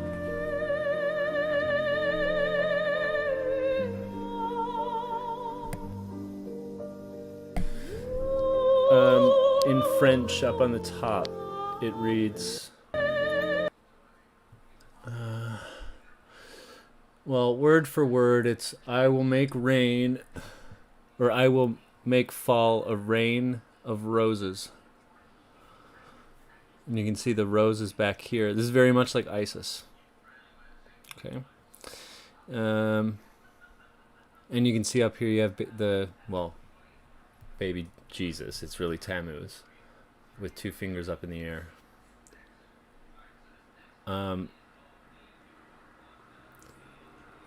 You know what? I'll play the other one because it explains a little bit more of this. There you go.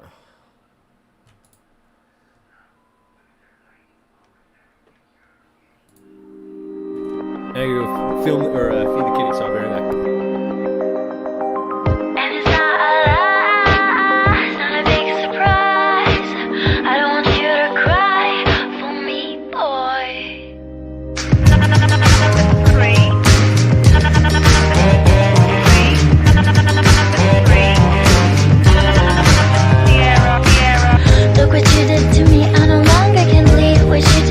Was pretentious and mean, and to do what you did, God, I must be naive, boy.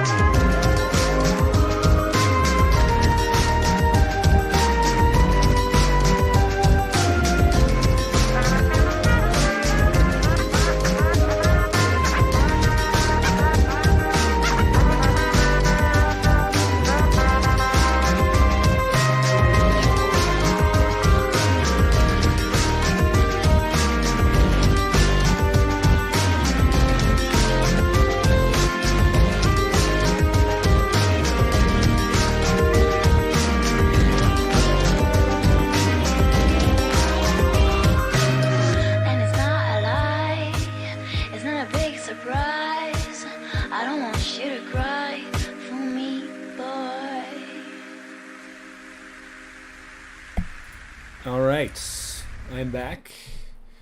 That was an old video that I had made.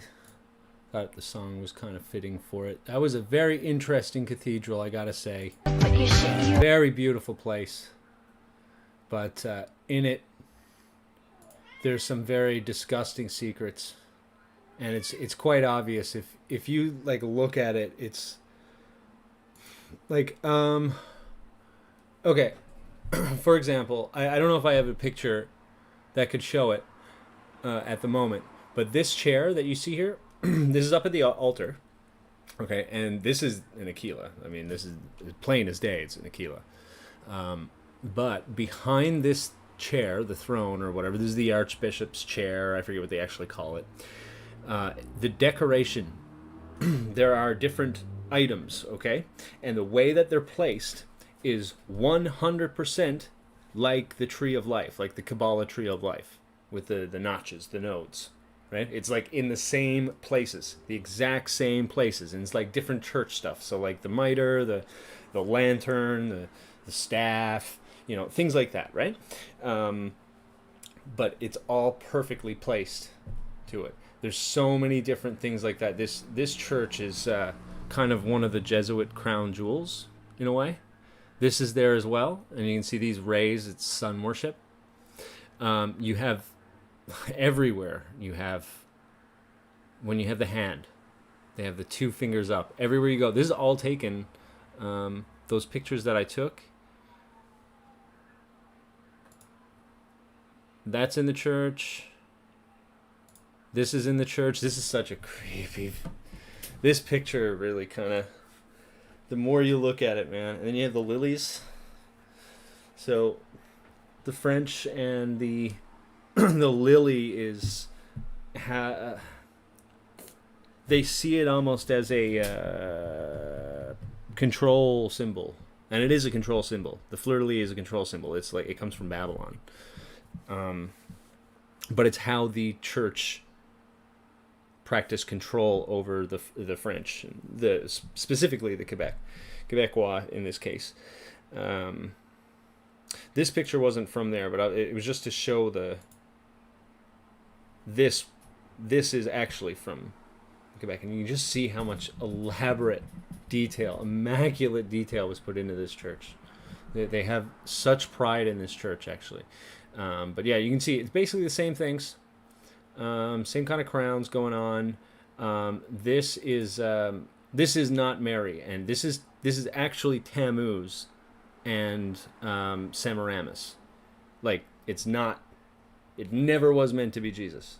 This one here. It's like an old pagan statue. Yeah, and you have the ball with the orb around it, and that's what the church used today. But yeah, let's get back on topic. But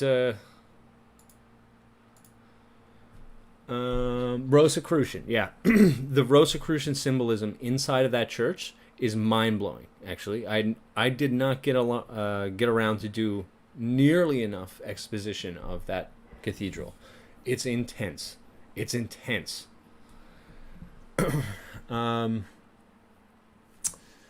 Let's see. I think I've missed a couple things. I started watching this series called Raised by Wolves, and it's all about agnostics, robots raising children on a different planet, and Mithraism. Yeah. It's kind of the plan for them, isn't it? Catholicism is Mithraism for the masses. Yeah, close. I mean, like, there's more elements. There are more elements than just Mithraism, but Mithraism is very, it is a very special one to them, and it was like the ultimate syncretism, and it seeps in the whole bunch of different things. You can see the similarities to Apollo, Sol Invictus. It's interesting. They certainly love Mithra. Certainly, like they're very near and dear to Mithra, and all the symbolism all throughout that church was very much like it. You have a literal Orphic egg there, with a snake going around an egg. Okay? In the church. Like, that was one of the big things in it. That was just crazy. Let's see. What if conflict and instability is a psyop? I have no enemies. All my men are my brothers. All men are my brothers. Doesn't everyone think that way? I don't consider all men my brothers, no. I mean, like, I wished I lived in a world where I could consider all men brothers, of course. But some people are not meant to be part of anything. They don't wish to be symbiotic. They wish to be parasitic or specifically toxic. So, I mean, there's a whole bunch of reasons why we can't treat all as brothers. And another thing, it's not biblical to treat all as brothers. I think it's Romans 7. Could be wrong on that, but it's somewhere in Romans, and it's specifically talking about how we are adopted as children of God through our faith in Christ. So we're not, like, not everybody is brothers. It doesn't mean that you don't give someone basic respect as a human being, of course. But a brother, that's quite close. It is quite close. We got to be careful with that, right? Sibling rivalry is something we were warned about since the Garden of Eden. The wars in the Middle East are the net effect of generations of sibling rivalry. Yeah. Police State Radio. Yeah. He did a lot of occult. He was a big inspiration for me to start looking up how the occult has taken over the world. And it did it through the Catholic Church. And he did a few videos on churches as well. Our Occult City, if you look it up, I'm sure they're still around. Why don't you say the truth? The truth is that the coward American army fled the war and abandoned all collaborators, including American citizens. Yeah, I mean, if I were to just believe everything at face value, of course, that seems like it's exactly what the story says, yes.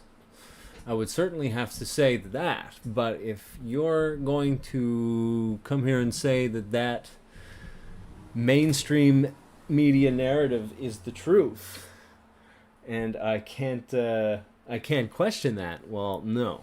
I'm not going to be doing that for you, Seamless, but it's good to see you. Please respond if you wish. I don't think I got a response from Bella after, did I? If I did, I'm sorry if I missed you. We lost a 20-year war that we had no reason to start on the 11th next month. Well, I mean, again, let's remember the little Fatima cult that started down there. Listen,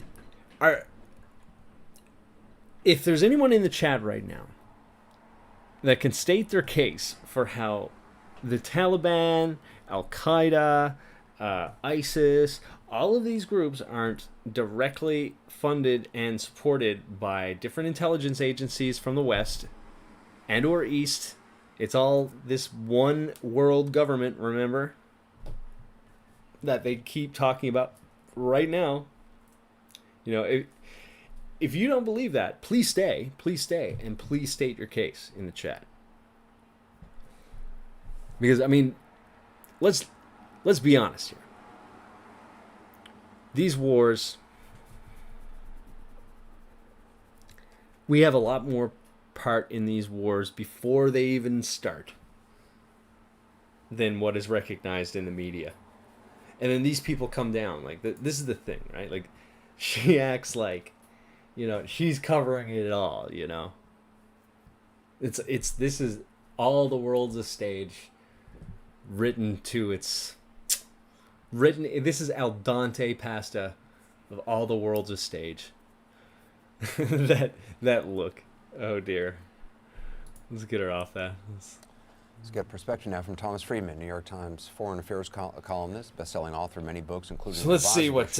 Let's take it home now, and let's see what they're going to try and sell us at the old CNN time. If I didn't miss anything in chat, please let me know if you said anything. Oh, hi, Finding Freedom. Good to see you. Taliban was created by the CIA back in 1979 to draw in the Soviets. I wonder... Remember, there was a Bond movie. There was a Bond movie. No, it wasn't A View to the Kill. Timothy Dalton. 1 second. Just bear with me. Living Daylights, yes. Very pretty cellist in the movie.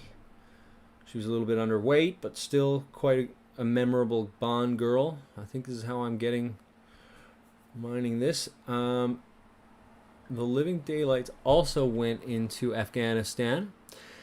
Koskos, Nekros, Kara, and Captive Bond fly to Soviet airbase in Afghanistan, where Koskov betrays Kara and imprisons her. Along with Bond, the pair escape. In doing so, free a condemned prisoner, Kamran Shah, leader of the local Mujahideen. Bond and Malovi discover that Koskov is using Soviets funds to buy a massive shipment of opium from the Mujahideen. I can't say it. Mujahideen. Intending to keep the profits with enough left over to supply the Soviets with their arms and buy Western arms from Whitaker. So yeah, they tell you what's going on in there in a Bond movie. This is 1987. The old Mujahideen. Mujahideen. Yeah. Fun times. Fun times.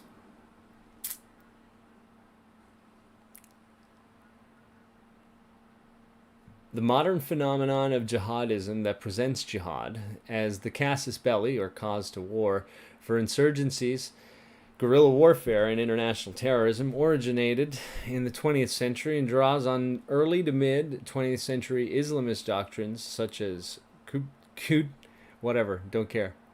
Yeah.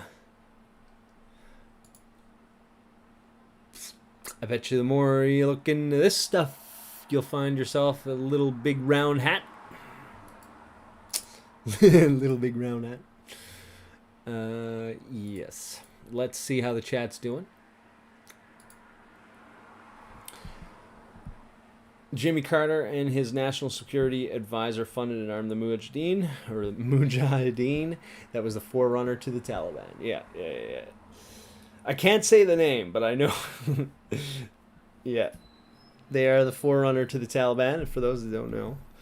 And absolutely, we certainly fund them. And the old Big Z Brzezinski is the father of the Taliban and Al-Qaeda. He admitted to it. Yeah. Polish Roman Catholic. Yeah, see, the old Polish Roman Catholics. Poland. What have you allowed to spread in there, man? What have you allowed? Sorry, Poland. All right, let's check out what they're trying to sell us here, and maybe we'll start wrapping up. Make this a nice quick one. Jerusalem. I don't want to take So, too much Tom, of your you see Clarissa's reporting, you see the images, President Biden's speech today. What do you make of how things are unfolding? Well, you just have so many cross currents right now, Anderson, and I think I would be just really humble about making any predictions. The thing that really strikes me is the Taliban clearly, initially, are being very careful what they say, what they try to impose. I think that's partly because they want first the Americans to leave and get that process over. But secondly, I think they don't know. They're taking over a country that is very different from the one they left 20 years ago, or left power from, I should say. Millions of women have been educated. People have been working with the West. Universities have opened. And I think they've got to really figure that out. I'm not particularly optimistic, but I think they also realize they broke it. They now own it. And if the sun doesn't shine. Well, see, they don't have to be democratic, and they don't have to be an open society. They have some pretty decent resources in Afghanistan, and now they have a pretty big IT sector if they can keep it. So they don't need to be against isolationism, and therefore they don't really have to care about anything you have to say. Right? So they can ban whatever they want. So all of your subversive global homo nonsense that we have to deal with here in a free society, which, you know, it's a byproduct of it. I appreciate my free society while recognizing how it can be subverted. But over there, in a closed society, or what they could have as a closed society, reasonably, yeah, they don't have to put up with any rights. They don't have to give anyone anything. Apparently, they can just walk through Afghanistan. Yeah, that's the problem. And if the rains don't come, if the plumbing doesn't work, if the sewers back up, they're going to be responsible now. And for that, they're going to lead a lot of foreign aid and investment to replace the money the Americans put in. So I think they're just feeling their way right now, trying to figure out. But then who's foreign aid? Is it going to be the West? Is it going to be China? Oh, goodness. It's just, oh, anything can happen, guys. This is the perfect wild card to happen right now, isn't it? This is the perfect wild card. This is the perfect geopolitical wild card right now to wipe clean how they've been completely busted on their COVID narrative. Their vaccine narrative, it's not protecting anyone. They need a wild card, and they need something that, like, again, going back to what we were just talking about with the casus belli, to give a reason for an attack. This is what makes it such a wild card. This jihadism and Arab Spring and stuff like that, they can basically mold it into whatever they want. And they can destabilize basically any country in the region. As long as, you know, the actors, the CIA actors, allow it to happen. So we don't know exactly. I don't know. Anybody got any ideas of why they would want this destabilized right now? Let me know in the chat. If you have any ideas as to why they would want this. Yeah, now his daughter tells us what we need to know. And yeah, she does the thinking for us, right? Oh, that was such a... There's a quote in Mormonism. I might have said this probably too often. The prophets state, or whatever, the elders state, and they often quote, when the apostles and prophets have done their speaking, the thinking has already been done. And it's a statement in order to stop all thought that would go against a statement of a sitting apostle or prophet, right? And this is more or less what Mika said on her show that time. You know, we tell you what to think. We tell you what to think. You're asking Anderson Cooper to be humble? He's proud. Yeah. Finding freedom, how are you? They need something unpredictable, something that could pop off at any time whenever they need it to. Yeah, there's a spontaneity factor to this, a sustained spontaneity. Because, okay, so like a lot of different things that you do, like shooting, yada yada, whatever, you kind of have to hit the ground running with what you need to push through, right? And you have to take advantage of the hype. But with this destabilization of Afghanistan, I'm sorry to laugh at it, because I mean, we're talking about like people getting hurt, killed, so I'm not trying to laugh at it, but with this destabilization, they have nothing to do. Like, it's just, they now can pop anything else, just like ISIS did. Like, the uncertainty itself was the killer. You know what I mean? And it can be prolonged, and now it can morph. If it wants to take a shot at Iran, it can do that. If it wants to take a shot at Syria, it can do that. I mean, let's take a look. Like, the movement itself can then spawn things in like other places that aren't even close to Afghanistan either. Let's see how many it borders specifically.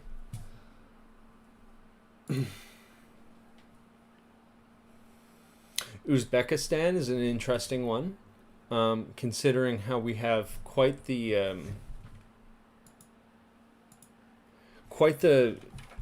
New World agenda in Tashkent. Oops, hold on.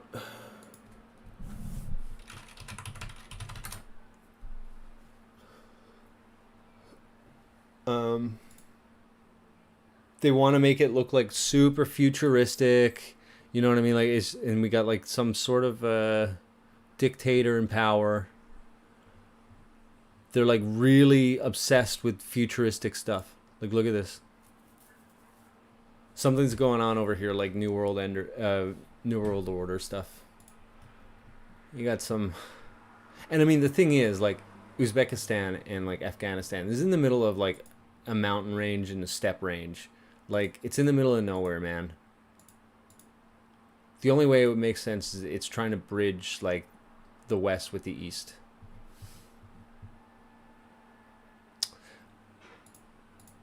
What else we got?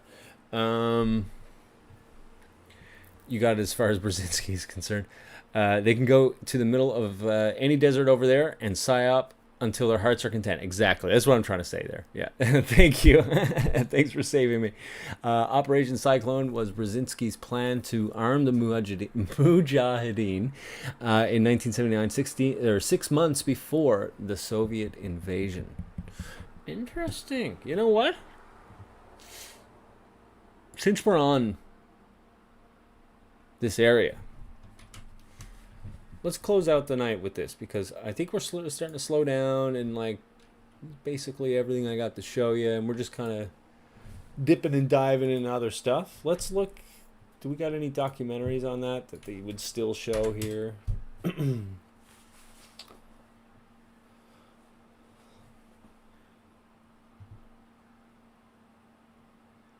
Let's go with this. President George Bush was head of the CIA. He has said that he is going to increase covert action activities of the CIA. Well, we're going to talk with former CIA official John Stockwell and see what the status is of the actions going on right now across the world, places like Afghanistan, Central America, Southern Africa, and Cambodia. One of the jobs which John had when he was in the CIA was to run the Angolan program. He later quit the CIA and wrote his famous book, In Search of Enemies. John, George Bush has inherited quite a few covert operations from the Reagan administration. Can you provide an overview of the CIA's secret wars under Reagan and tell us what is likely to happen with these operations under Bush? This is the most fascinating period, perhaps, of the Cold War, because there is the suggestion, the rumor afoot, if you will, that the Cold War is coming to an end. The Russians are withdrawing from the battlefield and it's all over. That's not going to happen. I was just in London conferring with a number of people, including Tony Benn of the Labour Party, talking about just that sort of thing. What Bush is going to do is put the covert back in covert actions. Reagan wanted to be the cowboy, showing the world how he stood up to communism in Nicaragua and bombed Libya and did dramatic things. Or to put it another way, is Bush is going to use Vaseline as he proceeds with the rape of the world and get it back into more of an old school. They're bragging, of course, big about Afghanistan. Reagan, as he went out of office, cited all of his peace victories. Angola, you know, of course, a big one. He was a little bit quiet on Nicaragua because he had sworn that he would not go out of office with the Sandinistas still in office, and they did outlast him. El Salvador is probably the hottest spot. As I see it, if you measure it in terms of where the United States might be provoked to put in U.S. troops and have our next war, could very well be El Salvador. Kampuchea, they're citing that as another big victory. We've got the Russians withdrawing from, you know, the Cubans from Angola, the Soviets from Afghanistan, the Vietnamese from Kampuchea. But as we get into the discussion, you peel off the layer of the cover story, and you start finding very quickly the cynicism going on full apace. And the basic point, I think, that I would register is that we got a lot of energy from Reagan's cowboy style. He wanted the world to debate contra aid instead of focus on the fact that Reaganomics had run up the biggest debt in the history of the world. And so he was focusing attention there, but there were 21 low-intensity conflicts going that the CIA was a major participant in, and the only one that got any remarkable coverage in the peace community or the press was Nicaragua, and it was by no means the biggest in terms of money or in terms of lives lost. Now, with the Vaseline president, we're going to have a situation working where we may not have that infusion of energy from the White House, from the Congress, giving us the ammunition for our debates and rallies and a rallying point for the Peace Corps. A little bit harder for us to be sure what's happening in given countries, the sort of thing where it may come out 5 years later, like Chad with Woodward's coverage coming out, you know, years later. What was that about? Well, back in the early 80s, Woodward's book, Veil, there was some coverage at the time, Time, Newsweek, but the CIA put 2 consecutive invasions, or forces together from the Sudan to move into Chad to take power, to counter Gaddafi and his forces coming down from Libya. At the time it was happening, you don't get the coverage, they keep it secret if they want to. The Afghani operation is the biggest one in the history of the CIA, and they managed to divert, biggest in every sense, including the fact the largest heroin smuggling ring left behind. And they managed to keep it from, not secret, but keep it from being a focal point of debate for the 6 major years that it was run. How could it have been bigger than Vietnam?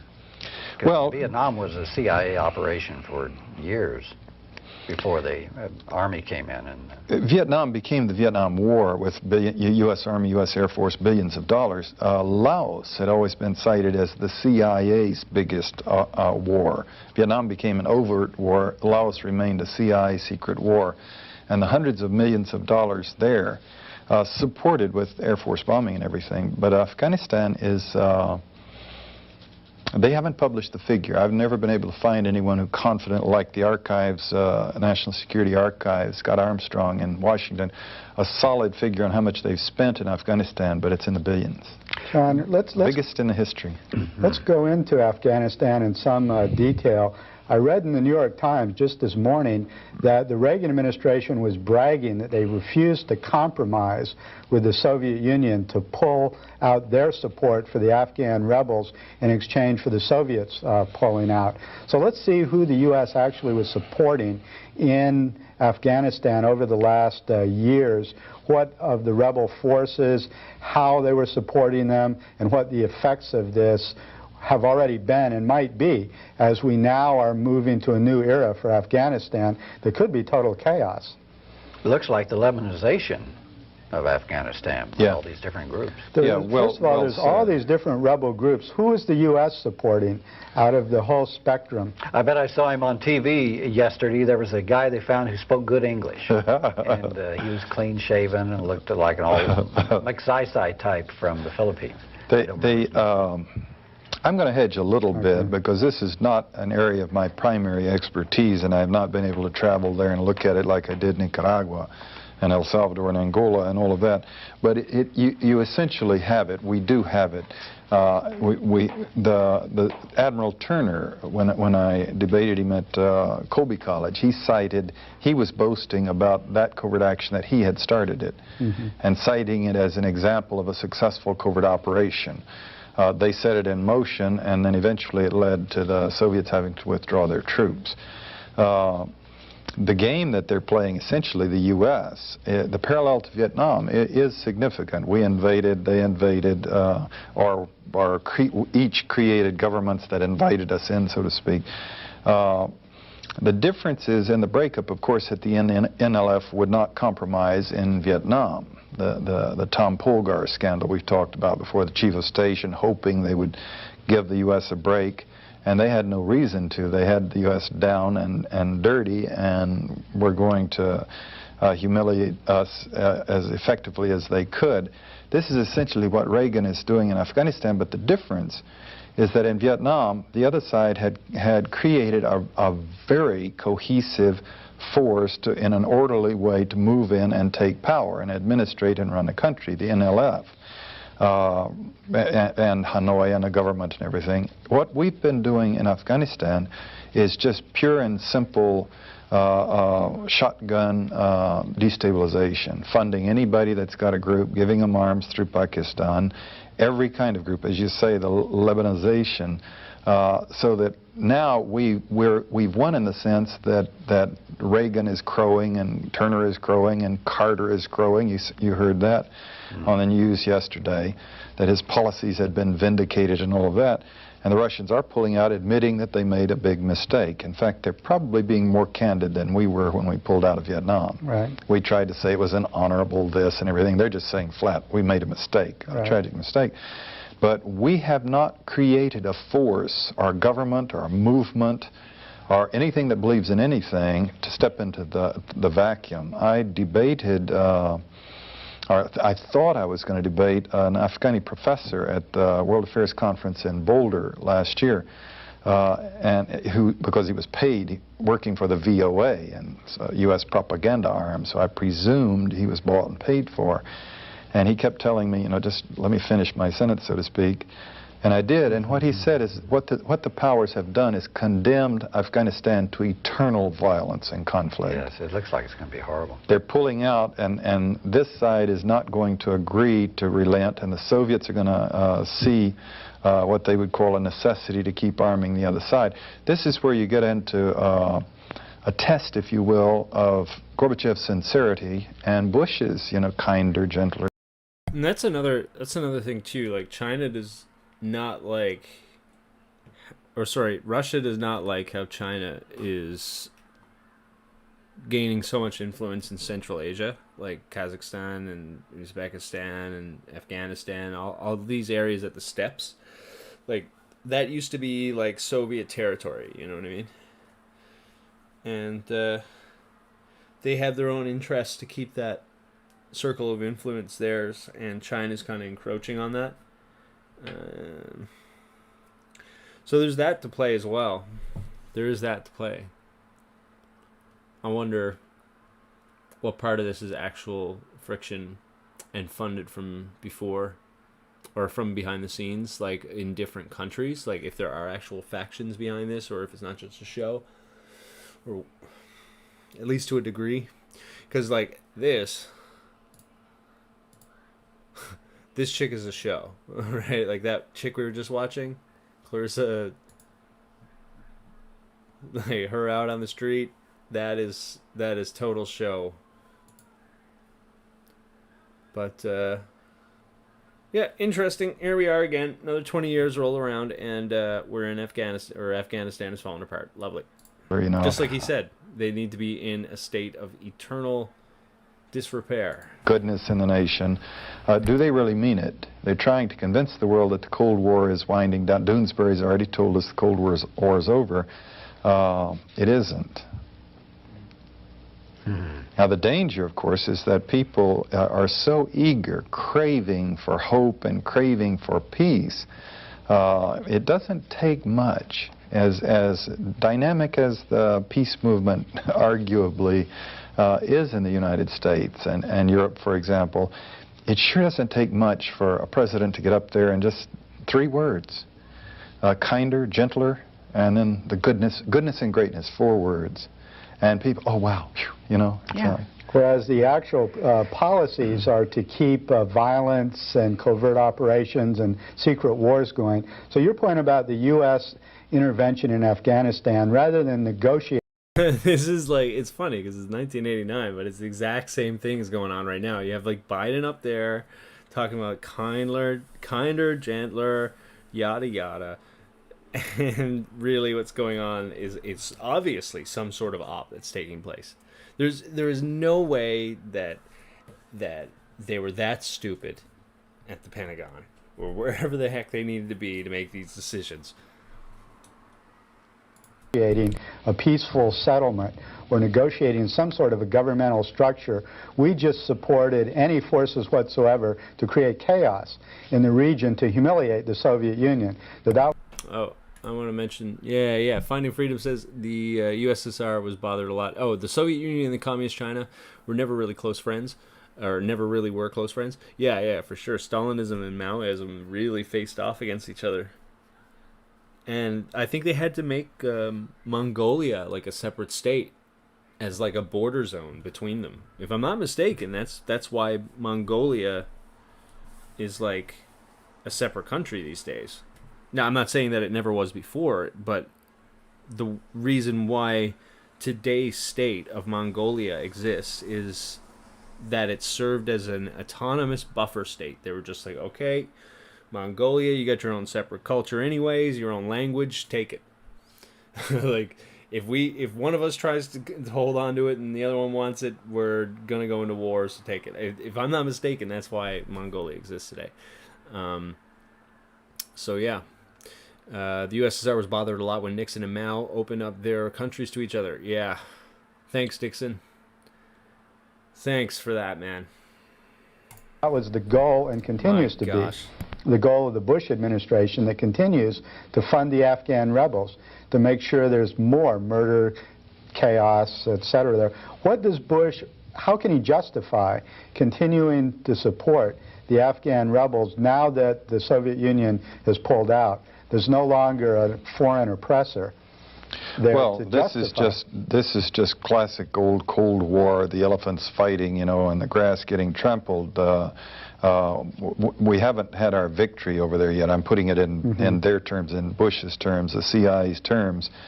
It is in the process of happening. We haven't taken Kabul yet. We haven't installed any kind of a government other than what the Soviets left behind.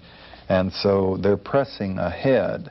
And it's going to be very much in Bush's interest to try to get them to moderate the violence and the bloodiness of the revolution. The last great successful revolution from the other side was the Sandinistas, and they abolished the death sentence. The thing that's happening now with the U.S. forces, U.S.-backed forces, as they say, in Afghanistan apparently, is just utter atrocities. When they take a city and then they lose it, perhaps.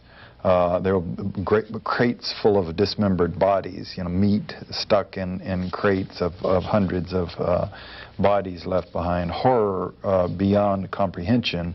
Perpetrated by the rebels? By the U.S.-backed forces, the different ones.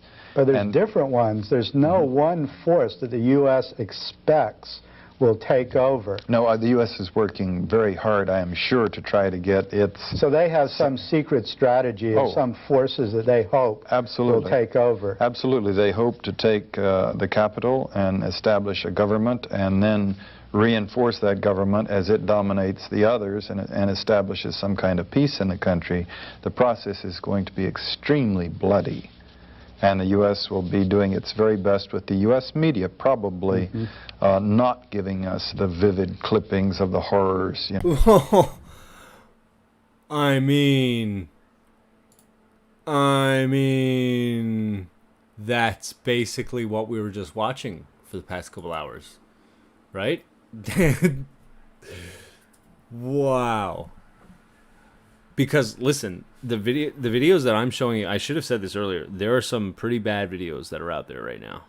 Some pretty nasty clips that are, like, you know, not on the YouTube side kind of things, of things that are happening there. And it's not good. You know, as they're happening, just as they're not doing it in El Salvador or Guatemala today. But couldn't there be an embarrassment for the U.S. if it turns out to be a bloodbath, that the U.S.-supported rebels turn out to be barbaric and there's atrocities committed everywhere? Well, there is a bloodbath happening right now, and it's just not being run in our media. The media, we're not being told about it. The U.S. and the CIA have done this continually through the years. That's absolutely right. In South right. Vietnam, in Iran with the Shah, in El Salvador. With different degrees, bloodbaths all the time. And with different degrees of collusion from the press. And in Central America, for example, in '81, when Reagan was first plunging in, the media, they had crews all over Nicaragua. They had permanent offices set up for all the biggies in the Intercontinental Hotel. And then after the Falkland Islands, they made a decision and didn't send them back. The stuff was running on the evening news every day, the horror stories and visual imagery, and they shut it off as the media bought into Reagan's Contra program. And the Office of Public Diplomacy and painting the white hats, as they put it, on the Contras and the black hats on the Sandinistas, and the media, the Washington Post, the biggies cooperating. And they're clearly cooperating in Afghanistan. Otherwise, we would be having much more graphic footage and graphic explanations of what's happening in Afghanistan right now today, and it's going to get worse for the for the next year. All they call or them two. freedom fighters, and that's it. But there's been nothing on U.S. support of any specific groups or what the effects of supporting these groups are. See, this is exactly what I'm saying. This is the biggest one in the history of the CIA, and there's been nothing about it. And part of the reason is it's been a full bipartisan. The Contra program was public, and there was debate on it, and at times it was voted down. It were close votes. There were serious differences. In the Afghani, it's virtually unanimous. Both sides of the House and the Congress or the Senate are fully behind it, and so and the administration didn't want to provoke a debate on it, and the media was willing to go in and give us a glimpse now and then, but not map it out for us. They give you mainly the glimpse of the Soviet atrocities, or it appears that it was the Soviet occupation that's creating all of the bloodshed, that this is a legitimate revolutionary or counter-revolutionary force. But they don't go into any detail of how the U.S. is supporting these groups. And there's also nothing about the drug running of these different rebel drugs to say, and of course there's nothing about the CIA actually helping these rebel forces with their drug running to help support their military struggles against the Soviets. Without mention of the CIA program and the secret war, you do pick up articles about, the drug allocations around the world, and the Golden Crescent is now the largest source of heroin apparently in the world today, right in there where the CIA's been running this operation with its C-130s and C-123s, flying in with arms and flying out with the heroin. What's the evidence that that's happening? I mean, I haven't even read anything about this, the CIA heroin route. Well, there have been a lot of things in Covert Action Information Bulletin where they've traced, well, first of all, historically, the rebels, groups, have been big dope operators for years. And this is one of the things that the communist government, which later became backed by the Soviet Union, was trying to do away with. They were trying to eliminate drugs from their country. They were trying to establish health and education. They were trying to have some women's lib, give them a chance, and do away with slavery. But when they started doing this and to eliminate some of those drug runners, well, then that's one of the big groups that it's sufficiently flagrant and open, and that it was the theme of the last James Bond movie, as a matter of fact, set in Afghanistan with these huge plane loads of heroin. John, there's a byproduct of this. We're assuming that the activities of the CIA in Afghanistan will lessen somewhat as a result of this. Do you suppose?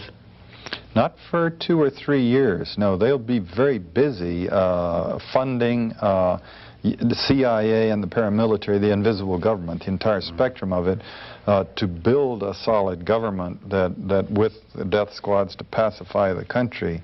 I look for a tremendously troubled situation to go on several years, at best. I see. Like Lebanon, with every single faction fighting in a situation where no faction can gain control. As that Afghani professor said, with just... Because this can get a bit dry. Just a second. I wanted to, for the people that are in chat, there's a couple of people there that probably would be interested in seeing this. Do you have any idea? So this is the guy that has the Vigilant Christian channel now. He gave it, or whatever it was. I don't know how this worked exactly, because I'm sure they had a deal under the table. But he essentially has Vigilant Christian stuff, and he is even worse. He's even worse than the Vigilant Christian. So here he is. Basically, how these new Apostolic Reformation types work with this great awakening and things like that. They push this false narrative that... Sorry, I got distracted. Look at this. Look at this cretinism. www.https. Sorry. Anyways, their go-to argument these days is that if you are not fighting against, like, going basically out in the streets and fighting against the system, you are a lukewarm Christian or whatever. Like, you're not a real Christian. You're not a real one if you're really into if you don't believe what we believe, you're not a real Christian. You know what I mean? They're taking it to the next level and they're making the divide. And here we have this guy. Just check this out. Yeah. If you hate people, it's equal to murder in God's eyes. That's a lie, Ginger. It says if you hate your brother, you're a murderer. Don't twist scripture to fit your little... You know what? Just go. Seriously. Go. You're the reason why Christians are getting their butts handed to them. You want to want to love the world so much? Then go love them. Again, bend over and let the sodomites sodomize you like they do each other, because that's all you are good for. You scripture-twisting Jezebel. Again, bend over and let the sodomites sodomize you like they do each other, because that's all you are good for. You scripture-twisting Jezebel. Again, bend over and let the sodomites sodomize you like they do each other. Okay, we got you. We got your sort of truth. I think that, yeah, so, yeah. Stand when people twist the word of God. And by the way, if you esteem a Christian lower than a sinner, that's what makes you a murderer in God's eyes, Ginger. You're the murderer. You're judgmental, which you called me, which makes you a hypocrite, by the way. And you love the world. You're an enemy of God. Sit down, shut your mouth, go back to Joel Osteen's church. Okay, so I have this video up here. It's about 19 minutes. Ay. You can see how the chat's going.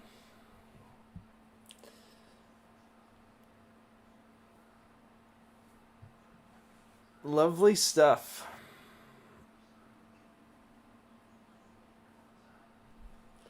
Yeah, and you notice how, like, they all have, like, this thing now where it's, like, warriors for Christ and generals for Christ, and it's all coming from this Joel's Army stuff, by the way.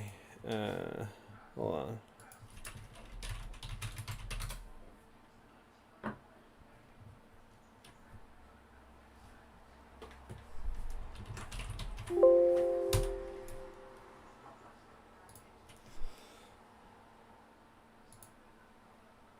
Alright, a major feature of the expected latter rain would be the manifestation of the sons of God, or Joel's army. The latter rain movement taught that as the end of the age approached, the overcomers would arise within the church. This is why you're getting arise and awake and a lot of these different names for churches.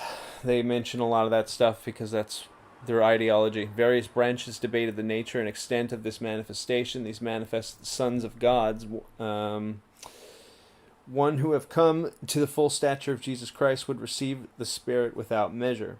They would be as Jesus was when he was on earth, and would receive a number of divine gifts, including the ability to change their physical location, to speak any language through the Holy Spirit, and to perform divine healings and other miracles. They would complete the work of God.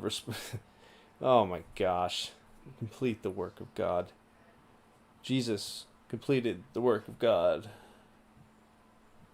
He is the beginning and the end. We are but temporary.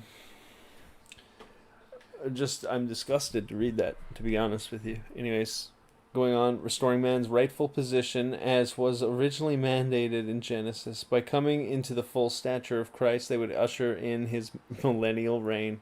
Extreme versions of this interpretation, this heresy is a better word for it, referred to Jesus as a pattern son and applied, "Ye are gods." Oh, that Psalms 82 that every glowy on the conspiracy side of YouTube will mention. To this coming company of believers, Joel's army has been connected to Dominion theology and fivefold ministry thinking. It has been described in the 21st century as a rapidly growing apocalyptic movement, prophesied to become an Armageddon-ready military force of young people who will love not their life unto death, who will stand face to face with the incarnation of Satan as the Antichrist. I'm sorry, I can't even read it at this point. I'm just like, this is ridiculous. And his army at the end of the age. These people, man. Oh, what a misinterpretation. Yeah. I don't think you pick your place in God's army. I'm pretty sure he puts... Okay, so this is a great point you just made, okay? Because, like, another thing is that these same people are the ones that are talking about impartation of the Spirit, right? And impartation of the gifts of the Spirit specifically, right? Like, it's not up to us. Like, they think that they can give the gift of, like, prophecy and healing and all that stuff onto someone else. That's what that impartation, when you look into these NAR churches and, like, they spread the fire and catch the fire, that's what they're talking about there, right? And it takes into,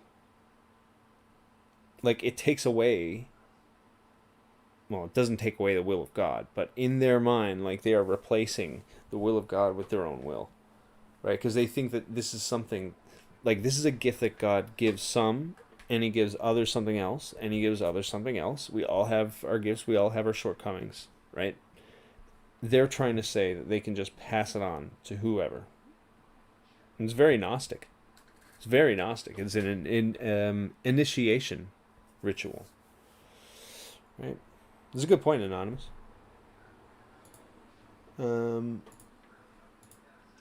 Yeah, but that's what all these guys are doing. So let's get back to this. I'm just going to play this out. I want to thank everybody that came. I know I kind of abruptly, like, moved over to this, and it's an hour long and stuff. Just got to make sure, like, my cat's okay and things like that. So, like, it's good to be able to kind of hop up real quick. But thank you very much for coming. I'm going to play this out. So another 40 minutes anyways. If you guys want to chat away, I'm going to be here with you. And if there's something cool on this or something else you might want to show me, and if I got the time, we can play that too. But yeah, thank you very much. I don't know how much time I'm gonna waste on Afghanistan. I just thought that woman was ridiculous. So there's one thing I wanted to mention as well. I think I'm going to do. Are you guys aware of this channel? Anyone watching in the chat now? I think there's another big problem. This is another end of the same stick. So we have Anna Kate, okay? She was apparently a Survivor contestant, like, actually was on it. And apparently she acted as, like, a honeypot for Trump, trying to weed out anti-Trump or anti-Trumpers in some part of government. She was, like, put in as a honeypot. Apparently. I'll look more into it. I'm thinking about making an episode about this one, because let me tell you something, man. This is a Jezebel. Let me tell you right now, the prophetic dream. She's always talking about prophecy and seers, her friends, the seers, and the prophets. And you know what I mean? Like, something's really up with this channel. Something's really up with this channel, like a CIA plant, something like that. Or she's just, like, I don't know, an opportunistic person who has kind of been in the reality TV show since its inception. But yeah, now she's in the NAR and she's talking. See, we're now. Yeah, I'm wondering what they're doing here, right? Actually, let's see what they're doing here. What's going on? Because I think this is actually a good Lulcow mine. You know, if they're actually praying, I'm okay with that. You know what I mean? I'm not bashing people praying, but trust me, when I get some good footage, you're going to see what I'm talking about here. There's something very off with her reactions when she speaks to people. That she would be with us, the Spirit of wisdom and revelation, Holy Spirit, the great. Now, we did our first round not long ago. We are going to be doing a second round of Sim 1 and also Sim 2. We're going deeper, intermediate, beginner and intermediate on August 2nd. I don't want to chat too much on the intro because I really want to jump into what spiritual intelligence is. But before I do, John, you want to lead us in prayer? Yeah, let's do it. Thanks for joining us, guys.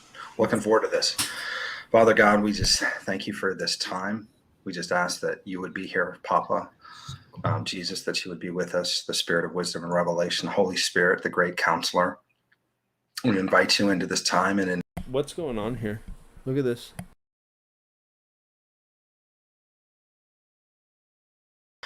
Father God, we just thank you for this time. We just ask that you would be here, Papa. Jesus, that you would be with us, the Spirit of wisdom and revelation, Holy Spirit, the great counselor. We invite you into this time and into this place. You are the author of all things intelligence. You are the creator, the divine creative, the creator of the world, the creator of all wisdom and knowledge, and all revelation comes from you. And so we ask that you would be here today as we begin a discussion and we begin to explore the world of spiritual intelligence and what that is.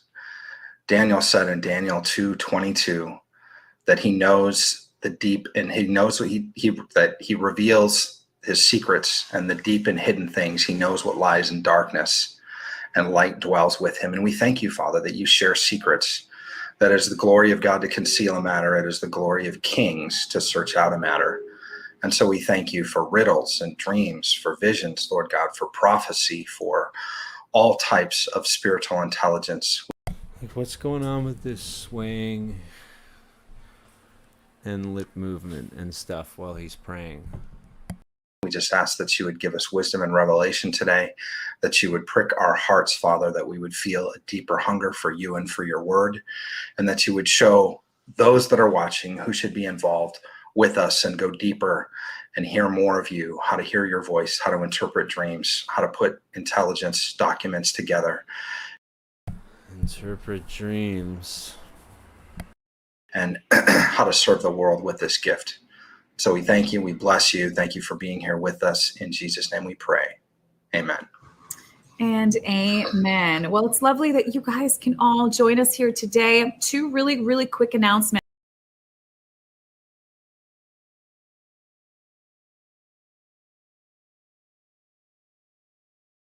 I'm not sure if this is the best example. Let's see what our announcements are first on. Because I don't want to, I'm sorry, my intros are kind of long sometimes. So I'm going to make it really short, bullet point. We just sent in, for those that wanted to join Sim 1 class and also Sim 2, the acceptance letters, emails are sent out. One last night, wee hours in the morning, and then Sim 2 was just sent out. So you should be accepted. If you check your email box, there's some people that were vetted and are not, because it's pretty interesting. Vetted classes. Information, we can't just give it to anyone. Okay, praise God. But so let's jump into where spiritual intelligence came from. Where did the idea come from? You know what? Before I get his answer, who's going around saying this?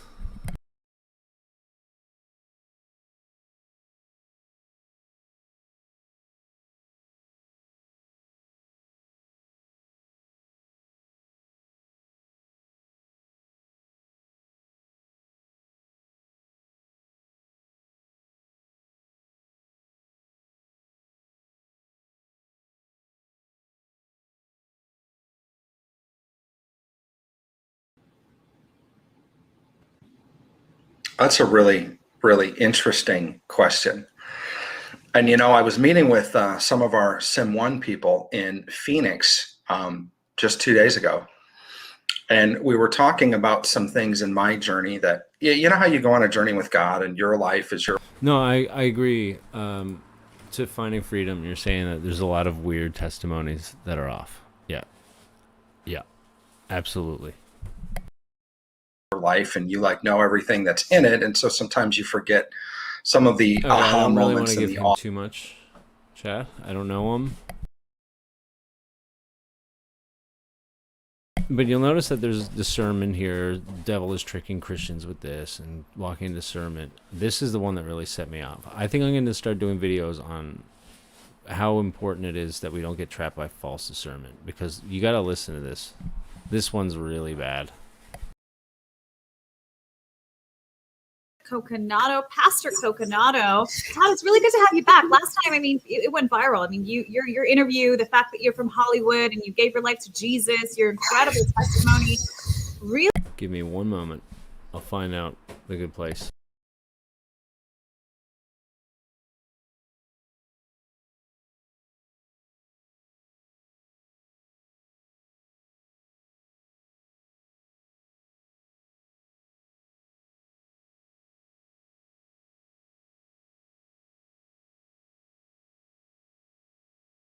With the initial stages of this whole quote unquote pandemic and everything, but moving forward, we can never close the doors again. The body is meant to be open, and I really believe if we would have done the opposite, we would have opened the doors and got on our faces every day and been a house of worship and prayer every day, we would be in a different situation than we are now. But you know what? Hindsight's always 20/20, like I said. So let's move forward. Fasting is key. Now I have you see, you've challenged me today, Anna. Now I'm thinking about this. I really do need to do a 40-day water fast. I don't know. Okay, yeah, here we go. I was a little bit late. So they were talking about how to fight these spiritual wars, and in order to fight, you have to be fasting, and this is the way to elevate it and things like that. And don't get me wrong, fasting is an important part, but that's not what they were trying to get into. It's because she has a plan for you. Right. On top of that spiritual intelligent class that she's doing, she was also talking about, hold on, let's see if I can find it, because he's here to pep it up. But I'm working my way. Have you ever tried this? A 40-day water fast? There you go. Oof. I tried it. I've attempted it. So like they're talking about like how to beat discernment. Right? And in the same video about walking in discernment, like you don't want to be deceived. Like we can maybe go through the full thing later, but at the end of it, there, he's doing a pep rally. Basically, he's there for a pep rally for whatever reason. I haven't looked it up enough of him. Don't really want to, anyways. But he's definitely there to get you psyched up. And she's right here after they're talking about how to be like stronger in the faith, which includes fasting. And it's like, what a coincidence. She's got this 40-day fasting plan for you, right? And this is all about walking in discernment, right, guys? It's difficult. I had a friend do it, and we had to actually, it was rough, but yeah, I've attempted it. I haven't done a full 40 days though. I've done 10 days. Audio's off everywhere, not man. 40 days. Sorry. Oh wow, yeah, I know some mighty generals, right? Who do it. And see, they're talking about mighty generals and warriors and stuff like that, right? This is what this is. It's Joel's army, dominionism garbage. It a few times a year, and I'm just like, okay, well, I'm getting there with liquids eventually. Hey, that's a goal. That's a goal, Anna. Really, I mean, why not? And when you do that too, it's so amazing how the Lord works. Your body actually, gets rid of all these. It's like a cleanse. I mean, it's a natural cleanse that the Lord does during a fast, and so it's actually a good thing if you can do it. But it's not easy. But I believe you're right. We need to do that. Yeah. Well, Todd, so you started, let's end with this. So you started a global fast, and I would love for you to tell us how we can join in. Absolutely. So wanting to join in. It's so he's here for a global fast together. This is all just amazing timing. I'm sure the Lord, actually, you know what? I can't even joke about that kind of stuff, but I'm sure this was all just total coincidence that not only does fasting allow you to be more discerning, But she's also selling a plan, and he's got a worldwide fasting call to action. Wow. This is all so coincidental. On my social media, you can on Facebook, it's at Real Todd Coconato. It's COCONATO, and we're putting up a daily verse, and we're really standing on Psalm 64. But you know, this is a nameless, faceless thing. It's not about a name or a ministry or anything like that. We just really feel led, and it's not just me. It's other general, you know, in the faith, other lions out there that are like, yes, we feel this, you know, and so we're just coming together and we're saying, yes, we need a breakthrough. And again, we're looking at what the Word of God says, and we're saying, okay, you know what? And by the way, I just want to mention this too. The church can never close its doors again, ever. The Bible says very clearly, do not forsake the assembling together of the brethren. Lay hands on the sick, and they will be healed. And so, you know, I know a lot of us got caught off guard with the initial stages of, you know, this whole quote unquote pandemic and everything. But moving forward, we can never close the doors again. The body is meant to be open. Well, what if it happens? Like, are you going to stop it?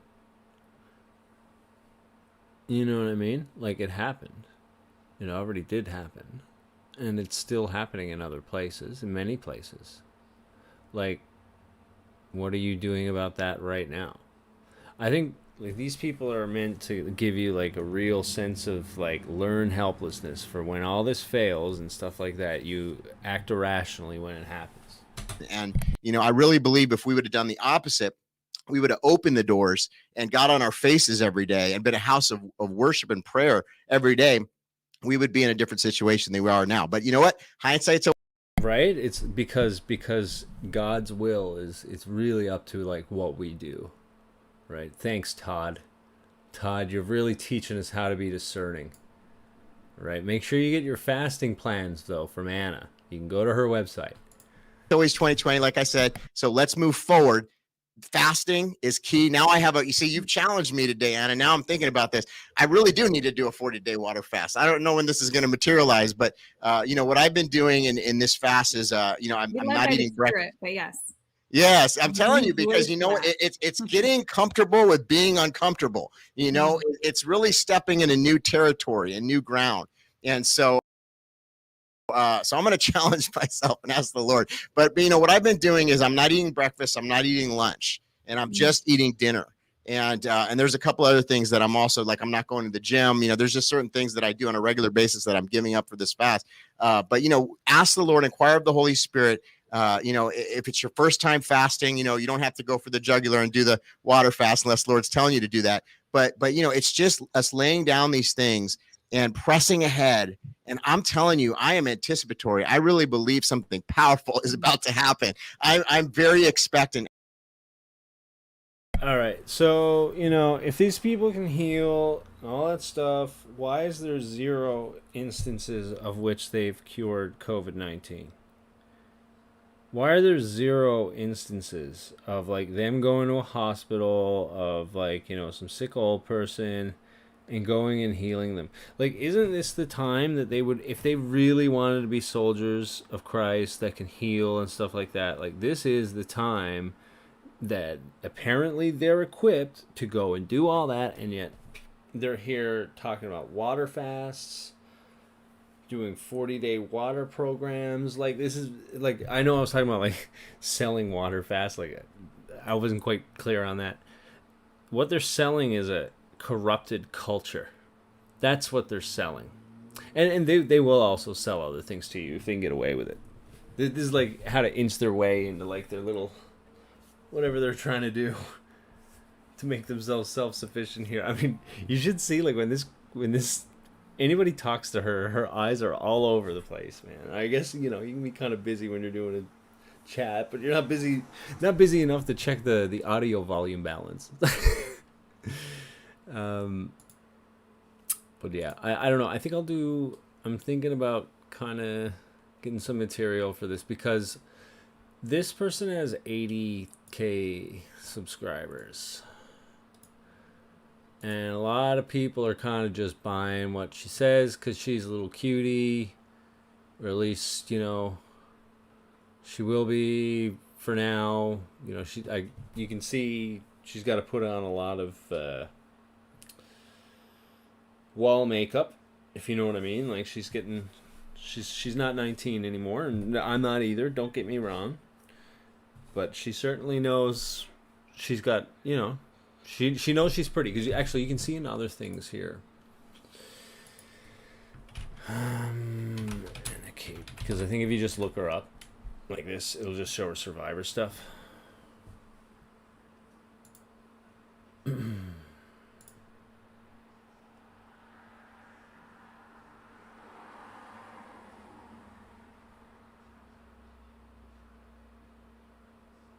Yeah, and she was also a poker player, apparently.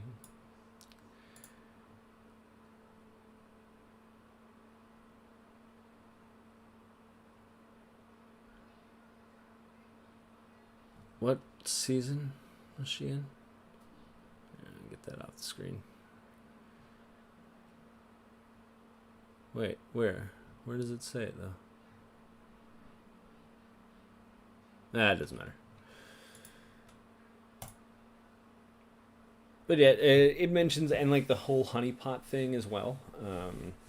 Like, it mentions how she's good looking, and like they'll even say like sexy and stuff like that, right? I don't think she's really that good looking. I just think she has really nice eyes. You know what I mean? That's enough to be a honeypot. That's about, you know.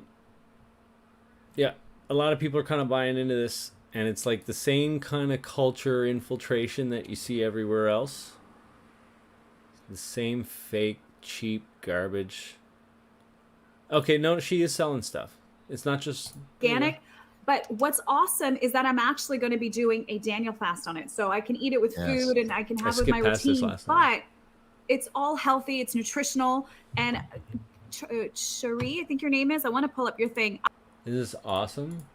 Just awesome stuff. Anna Kate Superfoods. Ready to save big on your next superfoods purchase? Get the promo code. Congratulations for coming to my website. You're awesome, guy. Look, now I can give her my email. I can give her all that stuff. That's awesome. What if I don't want to do that, though? Can I even get into the website without giving the email? Almost there. Complete this form to get your superfoods voucher. Okay. No. I don't want my superfoods voucher. I don't want one. So it won't let me. Unless I give you my name and email. Can't even look at your website. Look at your scam. Because that's what it definitely is. Okay, I'm gonna finish up now, but thanks again for coming, guys. I'm just gonna chill with you if you guys are still wanting to hang out in the chat, but this is CIA Operation Cyclone. We're about, I don't know, we were watching this about half an hour ago if you want to watch the first part, but this is the full video anyways. I'll drop it in the chat, and we're gonna watch the rest of it here. It's been really interesting, to be honest with you. It's a little bit dry, yeah, but stuff that they're saying in 1989 is completely pertinent to what's going on right now. Like, they're basically spelling out what's happening in Afghanistan right now, in my opinion. And I'm sure it applies to many other things as well, but it applies very well here, and specifically, like by name, even. Anguish. He said they have condemned Afghanistan to eternal violence. Wow. So there won't be any unemployed covert action hot dogs from the CIA who'll be available and looking for work in the rest of the world, like it happened in Vietnam, for instance. No, they'll just be quieter. And that will be the difference. They'll try to keep it out of sight instead of like the Contra program posturing for the press and provoking public confrontations. Let's look at another place, South Africa. South Africa is so-called getting out of Angola, but they did before, and then they came right back in again when there was, it looked like there was going to be peace in the area. Now, looks like the same thing happened. They're getting the Cubans to pull out. They got their ears pinned back. They pulled away. But now I understand, I heard where they've actually made some more armed attacks already in Angola. Three weeks ago in London, in the interviews and discussions, this is very much what we were talking about, was what is the guarantee that South Africa is going to respect this? The Cubans pull out, South Africa pulls out. What's going to keep South Africa is violating every international law and boundary in southern Africa. What's going to keep them from going back into Angola? How long will it be before they put their troops back in? And the answer was 2 weeks. Yeah. And now, interestingly enough, Washington's reaction on this, of course, Reagan had a big aid program to Savimbi, and Bush has promised to continue it, and obviously is clearly doing so. Now, Savimbi's pinned down on the border down there now, militarily, and is a little better off than the Contras are, and he was taking a beating, so the South African forces came in to bail him out. The U.S. Response, they obviously didn't stand up and say, well, we happen to be in there in force with the CIA and we call the South Africans in. Their statement was, I can just remember, back in the task force scribbling away the wording on the statement, to put... When you were running the Angola operation. When we were running, their answer was that it has not been confirmed by any reliable sources that the South Africans are, in fact, back in Angola. We should, in fact, tell our audience that John Stockwell was the CIA officer in charge of the Angola operation and resigned after that, wrote his book In Search of Enemies that began his process of developing a criticism of the CIA, and has been speaking out as a peace activist ever since. So Angola has basically been a hot point for the whole Reagan administration. Well, let's strip Angola down just real briefly while we're on the subject. Chester Crocker, Assistant Secretary of State for African Affairs, was talking to some of us in the Africanist progressive side of things, Jerry Bender particularly at the International School at USC, and promising that he was going to negotiate a settlement for Namibia and get the Cubans out of Angola. And Jerry, a friend whom I respect enormously, said that, if you succeed, we'll give you credit for it publicly. And Crocker succeeded. He pounded away and negotiated away, and it took 6 years, and eventually he worked out a deal where the South Africans would give Namibia its independence and the Cubans would go home. And the Cubans are going home, and it's a real deal. And the South Africans are, there is at least some kind of a farcical independence being given to Namibia. The oversight, is it going to work? Are the UN forces going to cover it? Are death squads going to be left behind to keep a proxy control? That question remains. But still, Bender and I, supporting him, were obliged to say, yes, Crocker, you did it. Namibia finally is getting its independence. However, in that fascinating, complex deal, the Cubans are coming home, South Africa is giving independence to Namibia, and getting out of Angola and promising to stay out even though. But the United States, although arbitrating that thing, did not promise to cease its aid to Savimbi to destabilize Angola. Now that is brass. But it's also just idiotic. I mean, it sort of confirms your thesis in Search of Enemies, that the role of the CIA is to search out enemies, to fight wars, to destabilize the world. Here's a region that needs stability. There's negotiations to try to stabilize it, and the U.S. keeps supporting these rebel forces to try to overthrow the Angola government that led to the absolutely bizarre situation of the Cubans there that were supporting the Soviet-backed Angolan government, protecting the U.S. multinational corporations. I think Gulf Oil had big Gulf Oil, which was bought up by Chevron. The Cubans were protecting against the CIA-backed Angolan rebel forces. So it's not even in U.S. economic interest to destabilize Angola. When Savimbi was brought to Washington in the winter of '86, remember, he dined at the White House, and yet he went on television promising the aid that he was being given, that he would attack Gulf Oil facilities, which facilities had been built by loans which Reagan had approved. In addition to which, he has kept the central part of Angola frozen and the Benguela Railroad shut, and that's Zaire, our big client's only economically viable egress to the sea, is that railroad that we pay Savimbi to keep shut. Meanwhile, the human horror. The Red Cross counts 55,000 people in Angola who have been maimed by Savimbi's landmines and attacks. And George Bush continues to support those forces. John, one of the analyses that I heard about the situation was that there was pressure within South Africa to get out. They wanted to get out of the Angolan situation. They didn't want to support it financially, and also there were problems because their soldiers were getting killed. So the United States said, okay, go ahead, pull out. We'll come in and we'll directly supervise the situation and take care of it. So it wasn't a big victory for the Angola government or for Cuba in that respect. It was just a switch of people who were going to control it. Well, this is exactly the point I was trying to make, is that us, Crocker playing big arbitrator, and we didn't agree to give the region peace. But it is a fact that Namibia is getting its independence.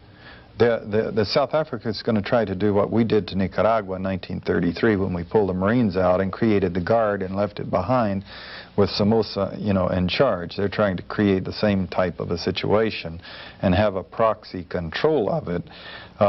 From the Cuban point of view, the Angolans are being left facing a dire situation, with Savimbi still being funded to destabilize and the South Africans still coming across the border, and the Cubans coming home.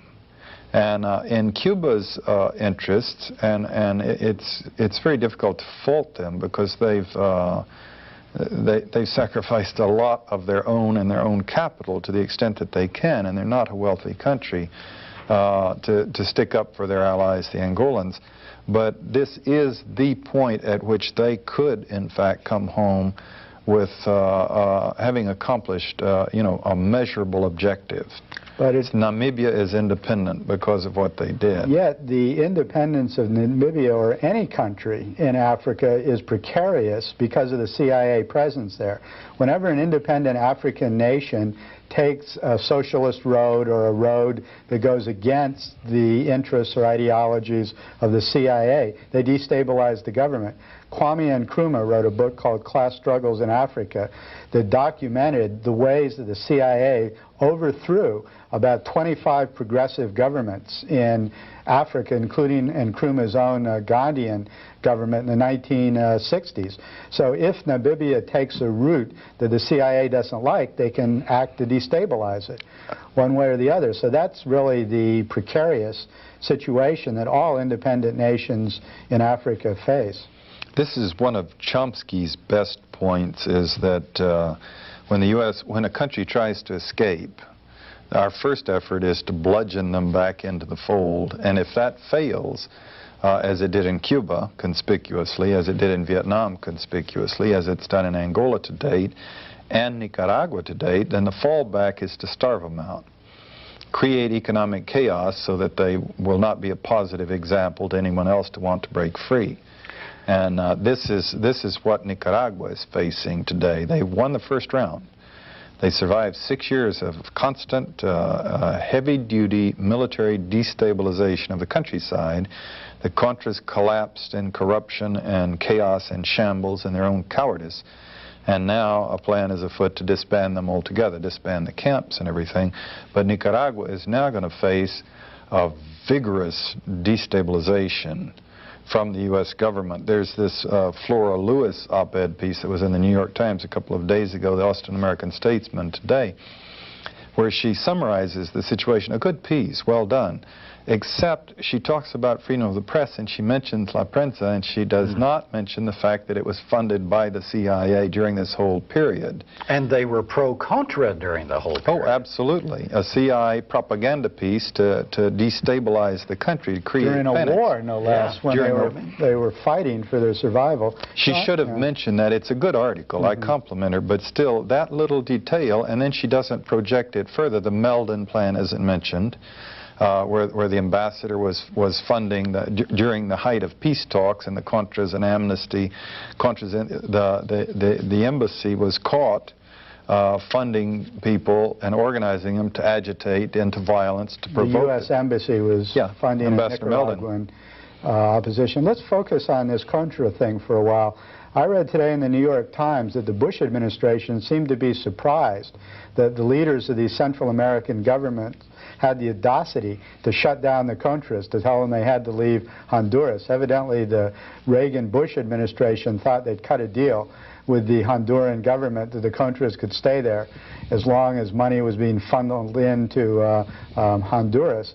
And evidently, the Bush administration was caught by surprise with this meeting and doesn't exactly know how to react. How do you read this situation? Well, it reminds me of an old saw, the bandy in the third world saying, you can rent us sometimes, but you can't buy us. And every time the Honduran generals would need, put some more money in their bank accounts, they would talk about throwing the Contras out. And it is an embarrassment to them. Flagrant violation of all of their own internal laws and the international agreements in Central America. And but each time they would propose to close down the Contra bases, Reagan would hit them with another 20 mil in cash to the generals and quiet them down for another year. And I would have to say that either the forces of peace in Central America are sufficient that Honduras really is trying to get rid of this embarrassment, or the generals want another payment. Do you think the Bush administration will try to buy them off? How would they do it? Would they have to go to Congress for money, or could they just siphon? Well, they have all kinds of contingency funds, and you can, 20 million they could squeeze out. But let's watch and see. Is Reagan going to hit the Honduran government with a lump of money, or is he going to let them close down the Contra bases? Well, what is the military situation with the Contras? I gain the impression that the Contras have pretty much closed down in terms of interventions into Nicaragua, that for a while they were quite an active fighting force, but that this is pretty much wound down now. Is it that they're demoralized, they've left the region, they don't have the funding, the supplies? What is the situation? No, disintegration. 2 years ago, the Sandinistas were giving them credit for some pretty serious activity in up and down through the country, reaching pretty far in. They were not standing up to the Sandinistas in any pitched battles, but their raids and hitting and running, there was quite a bit of energy.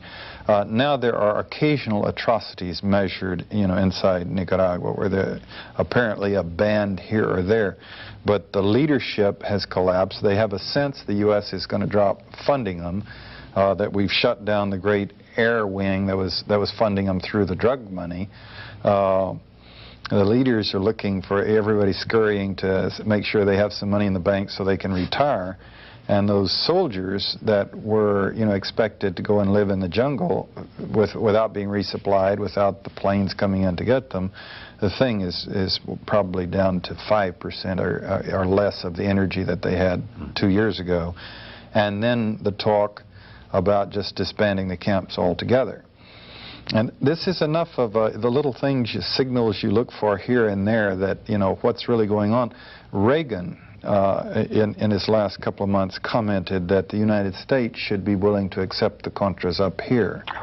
And that's pretty much of an admission on his part that, that they have to go somewhere. Boy, that's something that just galls me. Every time there's the U.S. or the CIA lose a big one, we bring in all of these murderers and dope dealers and people who committed horrible butcheries and atrocities. We welcome them back into our country, where they continue to do the same thing here.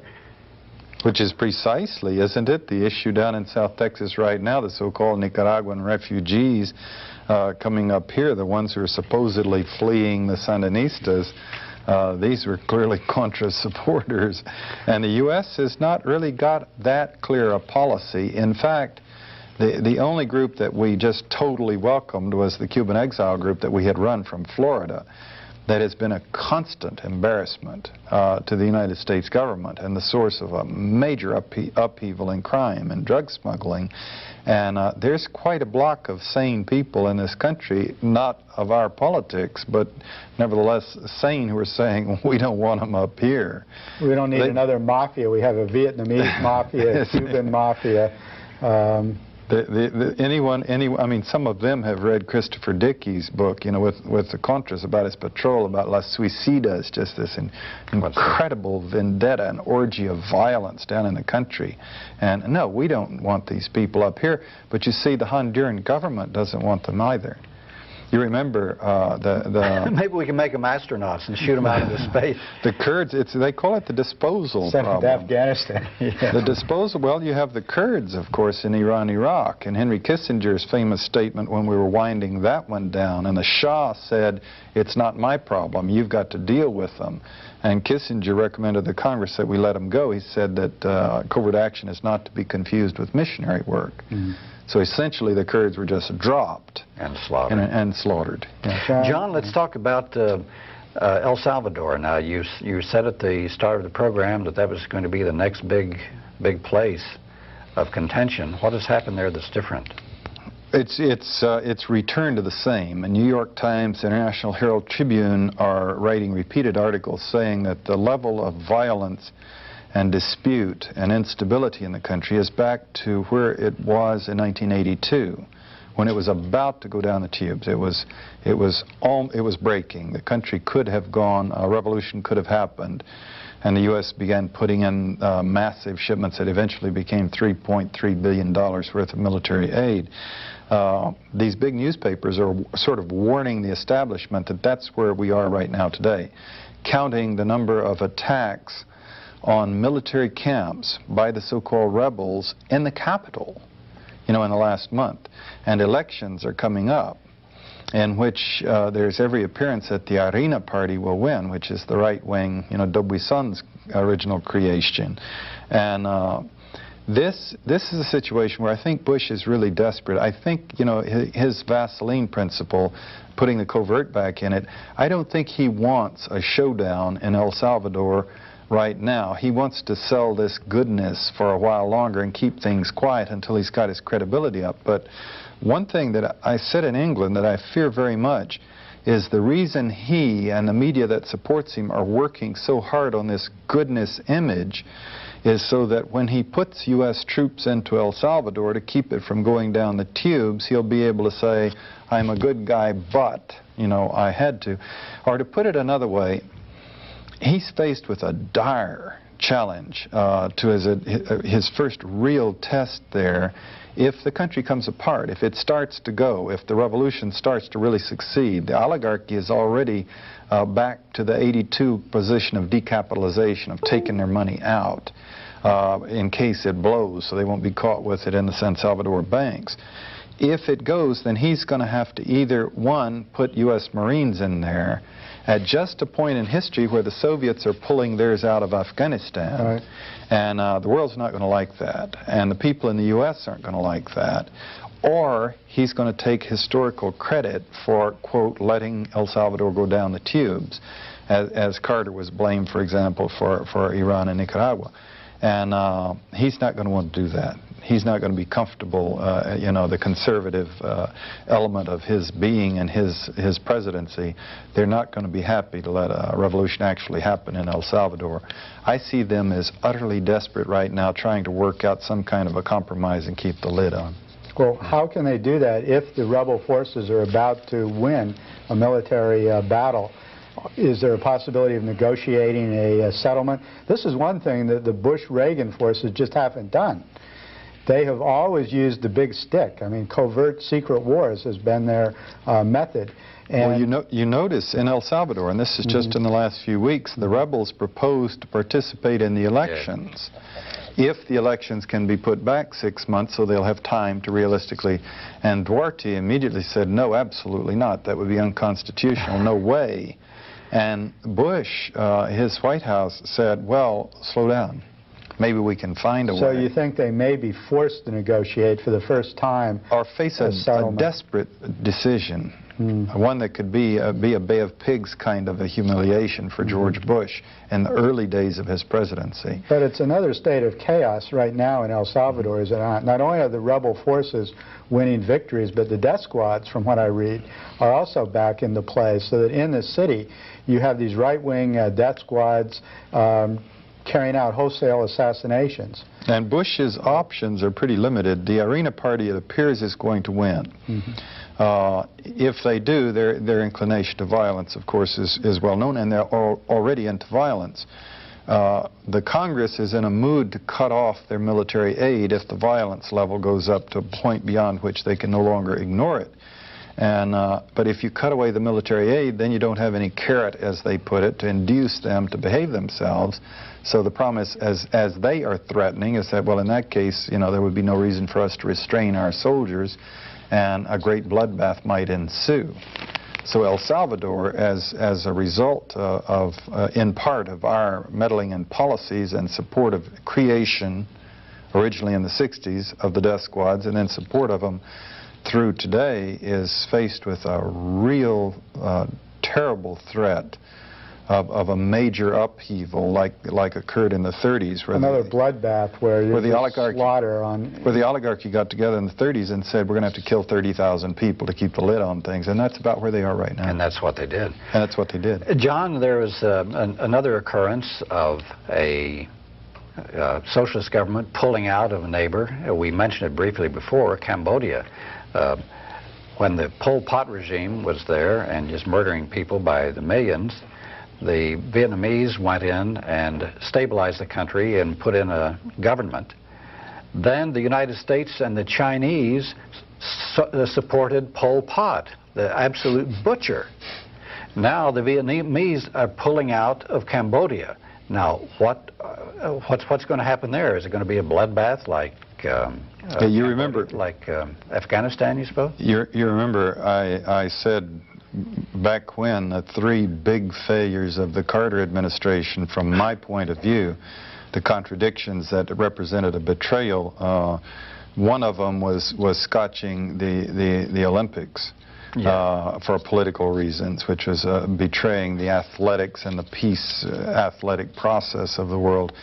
Another one was supporting Pol Pot, the greatest mass murderer of modern times after Henry Kissinger, perhaps. Supporting him as the legitimate government at the United Nations when he had no power whatsoever inside the country, but Jimmy Carter did that. And the third thing, of course, was suing me and taking my profits away from my book and putting me under a court order.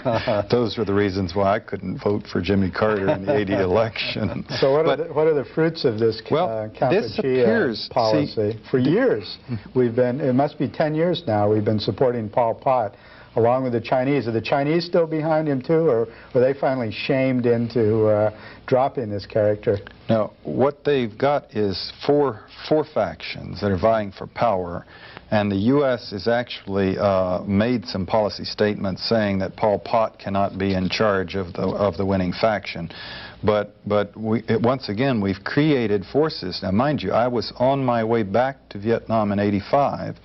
The Vietnamese were opening up, 10-year anniversary, and the U.S. media went in, and I went back with my lead to visit her family.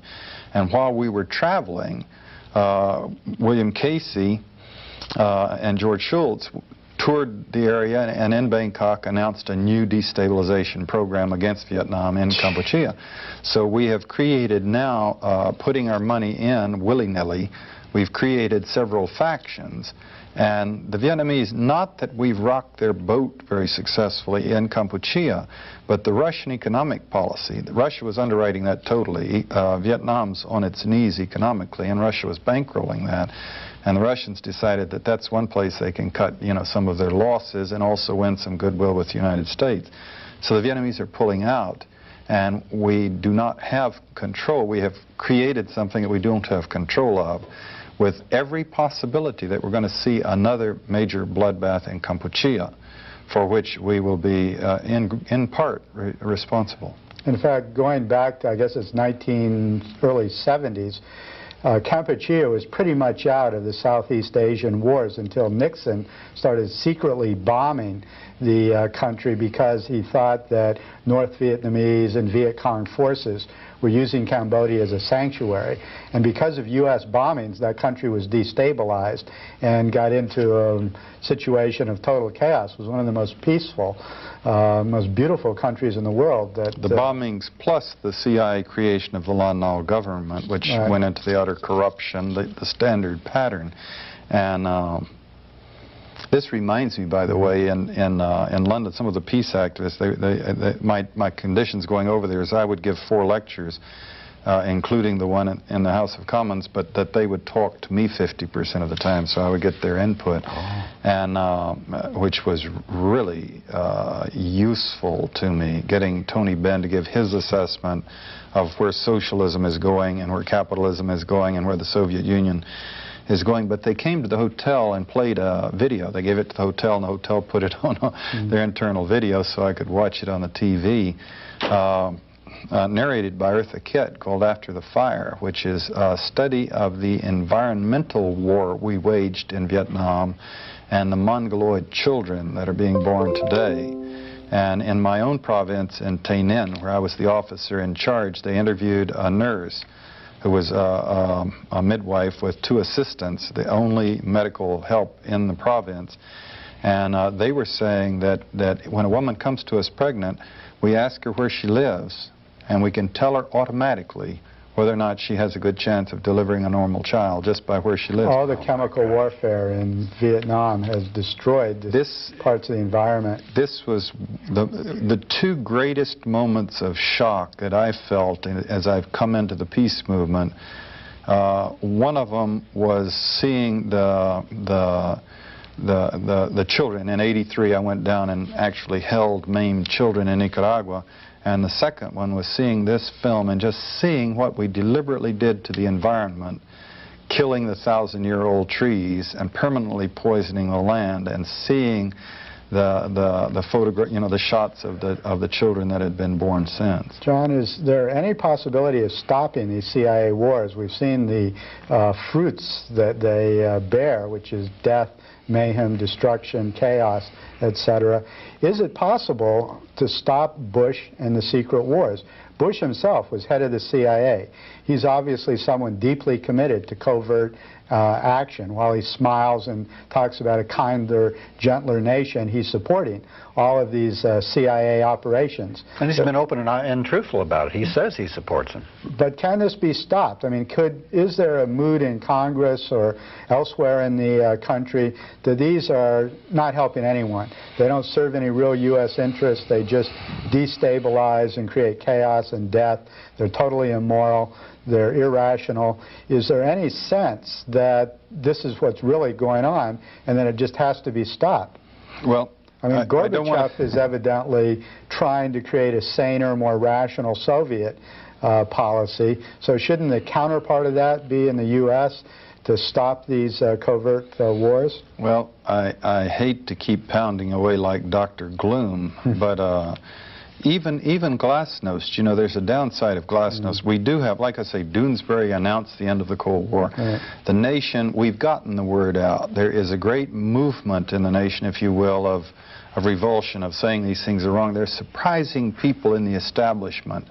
Bill Colby, who ran the Phoenix program and the CIA as it did all these things, said the Contra program was wrong and should be shut down, and then said that covert action should be gotten out of the CIA. You're finding remarkable people saying that, acknowledging the fact that these things are wrong. What they're doing, however, as I say, is just putting the covert back into them and toning them down a little bit and trying to keep them out of the public consciousness and trying to get the major media to cooperate with them and keeping them out of the public consciousness. I have to mention, however, the downside of glasnost, which people are overlooking, as the Soviet Union invites openness and discussion and everything. But on the 7th of January, that was a utterly remarkable op-ed piece in the New York Times, which is a reprint from the Soviet Foreign Ministry Journal from last summer, done by Andrei Kozyrov, in which he said, look, most of the third world has opted for the capitalist solution. It was a mistake for the USSR to support people's movements around the world. It led us into the nuclear arms race that's almost broken the Soviet economy. And in the Soviet economic interests, we, he says, have to start supporting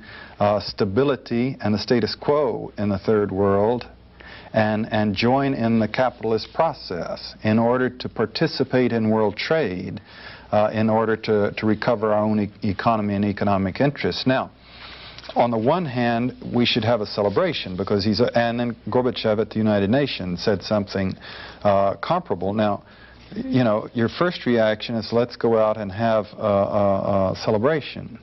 Because this would seem to offer a hope that the Cold War, the brutalization of these countries, can be shut down with the Soviet initiative and people fatigued of them in the United States. The problem is this.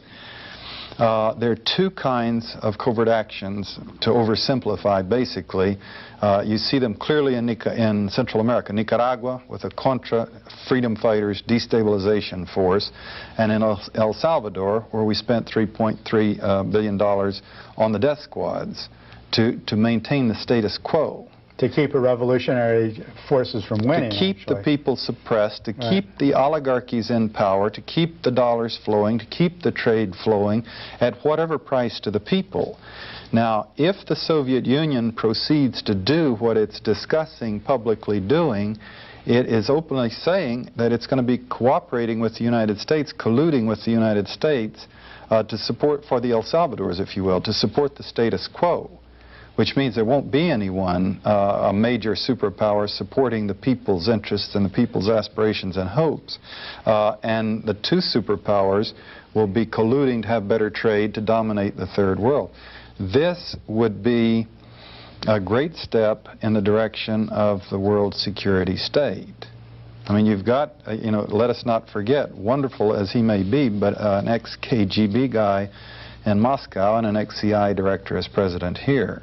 And that right there tells you quite a bit about the movement of the world, not to mention the great, you know, peacenik in London. Gorbachev was with the KGB? He has a KGB background, yeah. Mm-hmm. Wasn't this Henry Kissinger's vision of the world, that the U.S. and the Soviet Union have a lot of common interests and they should get together and sort of divide up the world where each has their sphere of influence?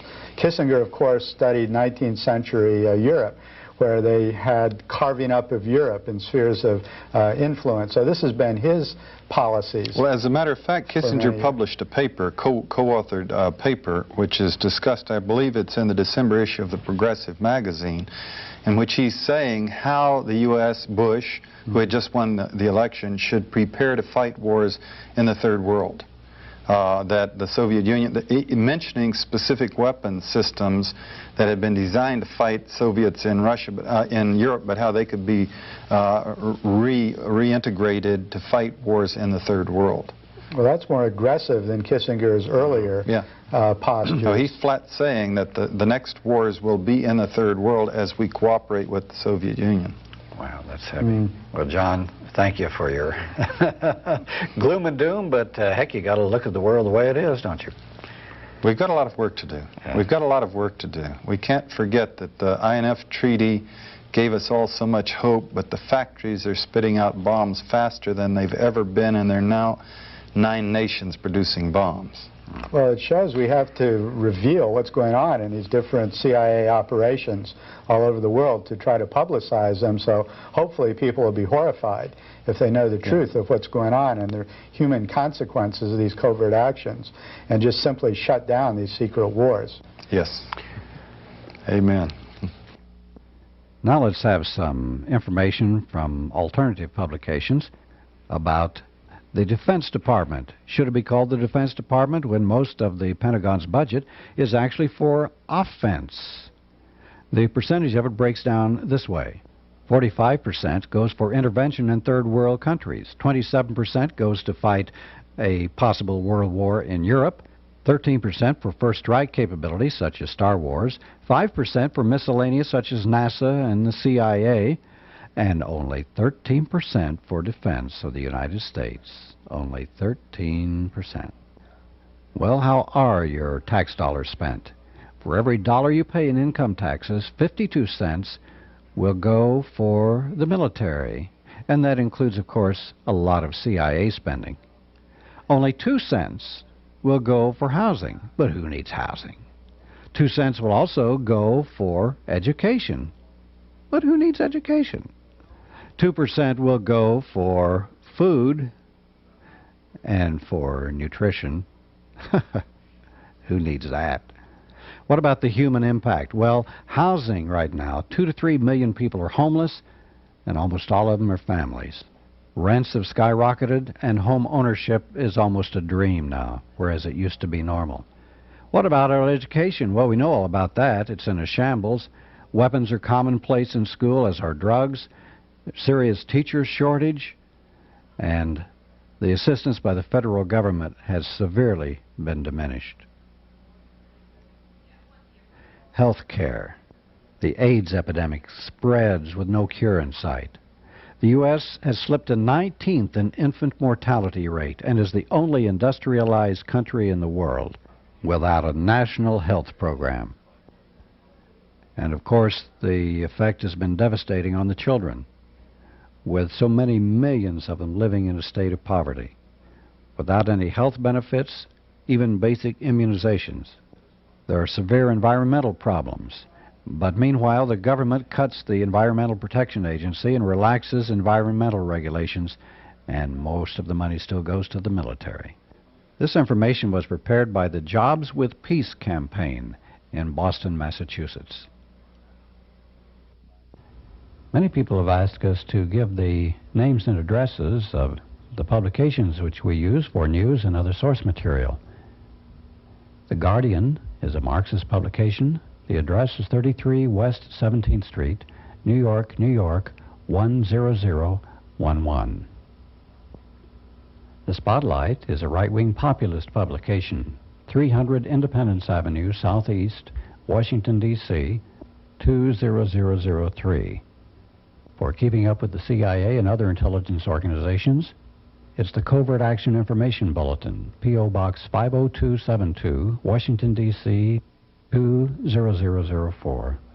The American Atheist is good for keeping up with church-state relationships and the religious right wing, P.O. Box 2117, Austin, Texas, 78768-2117.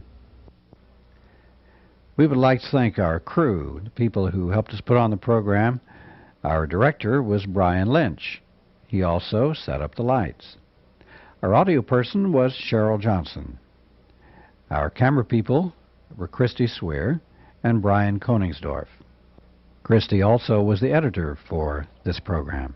We'd also like to thank Austin Community Television, ACTV, for the use of their equipment.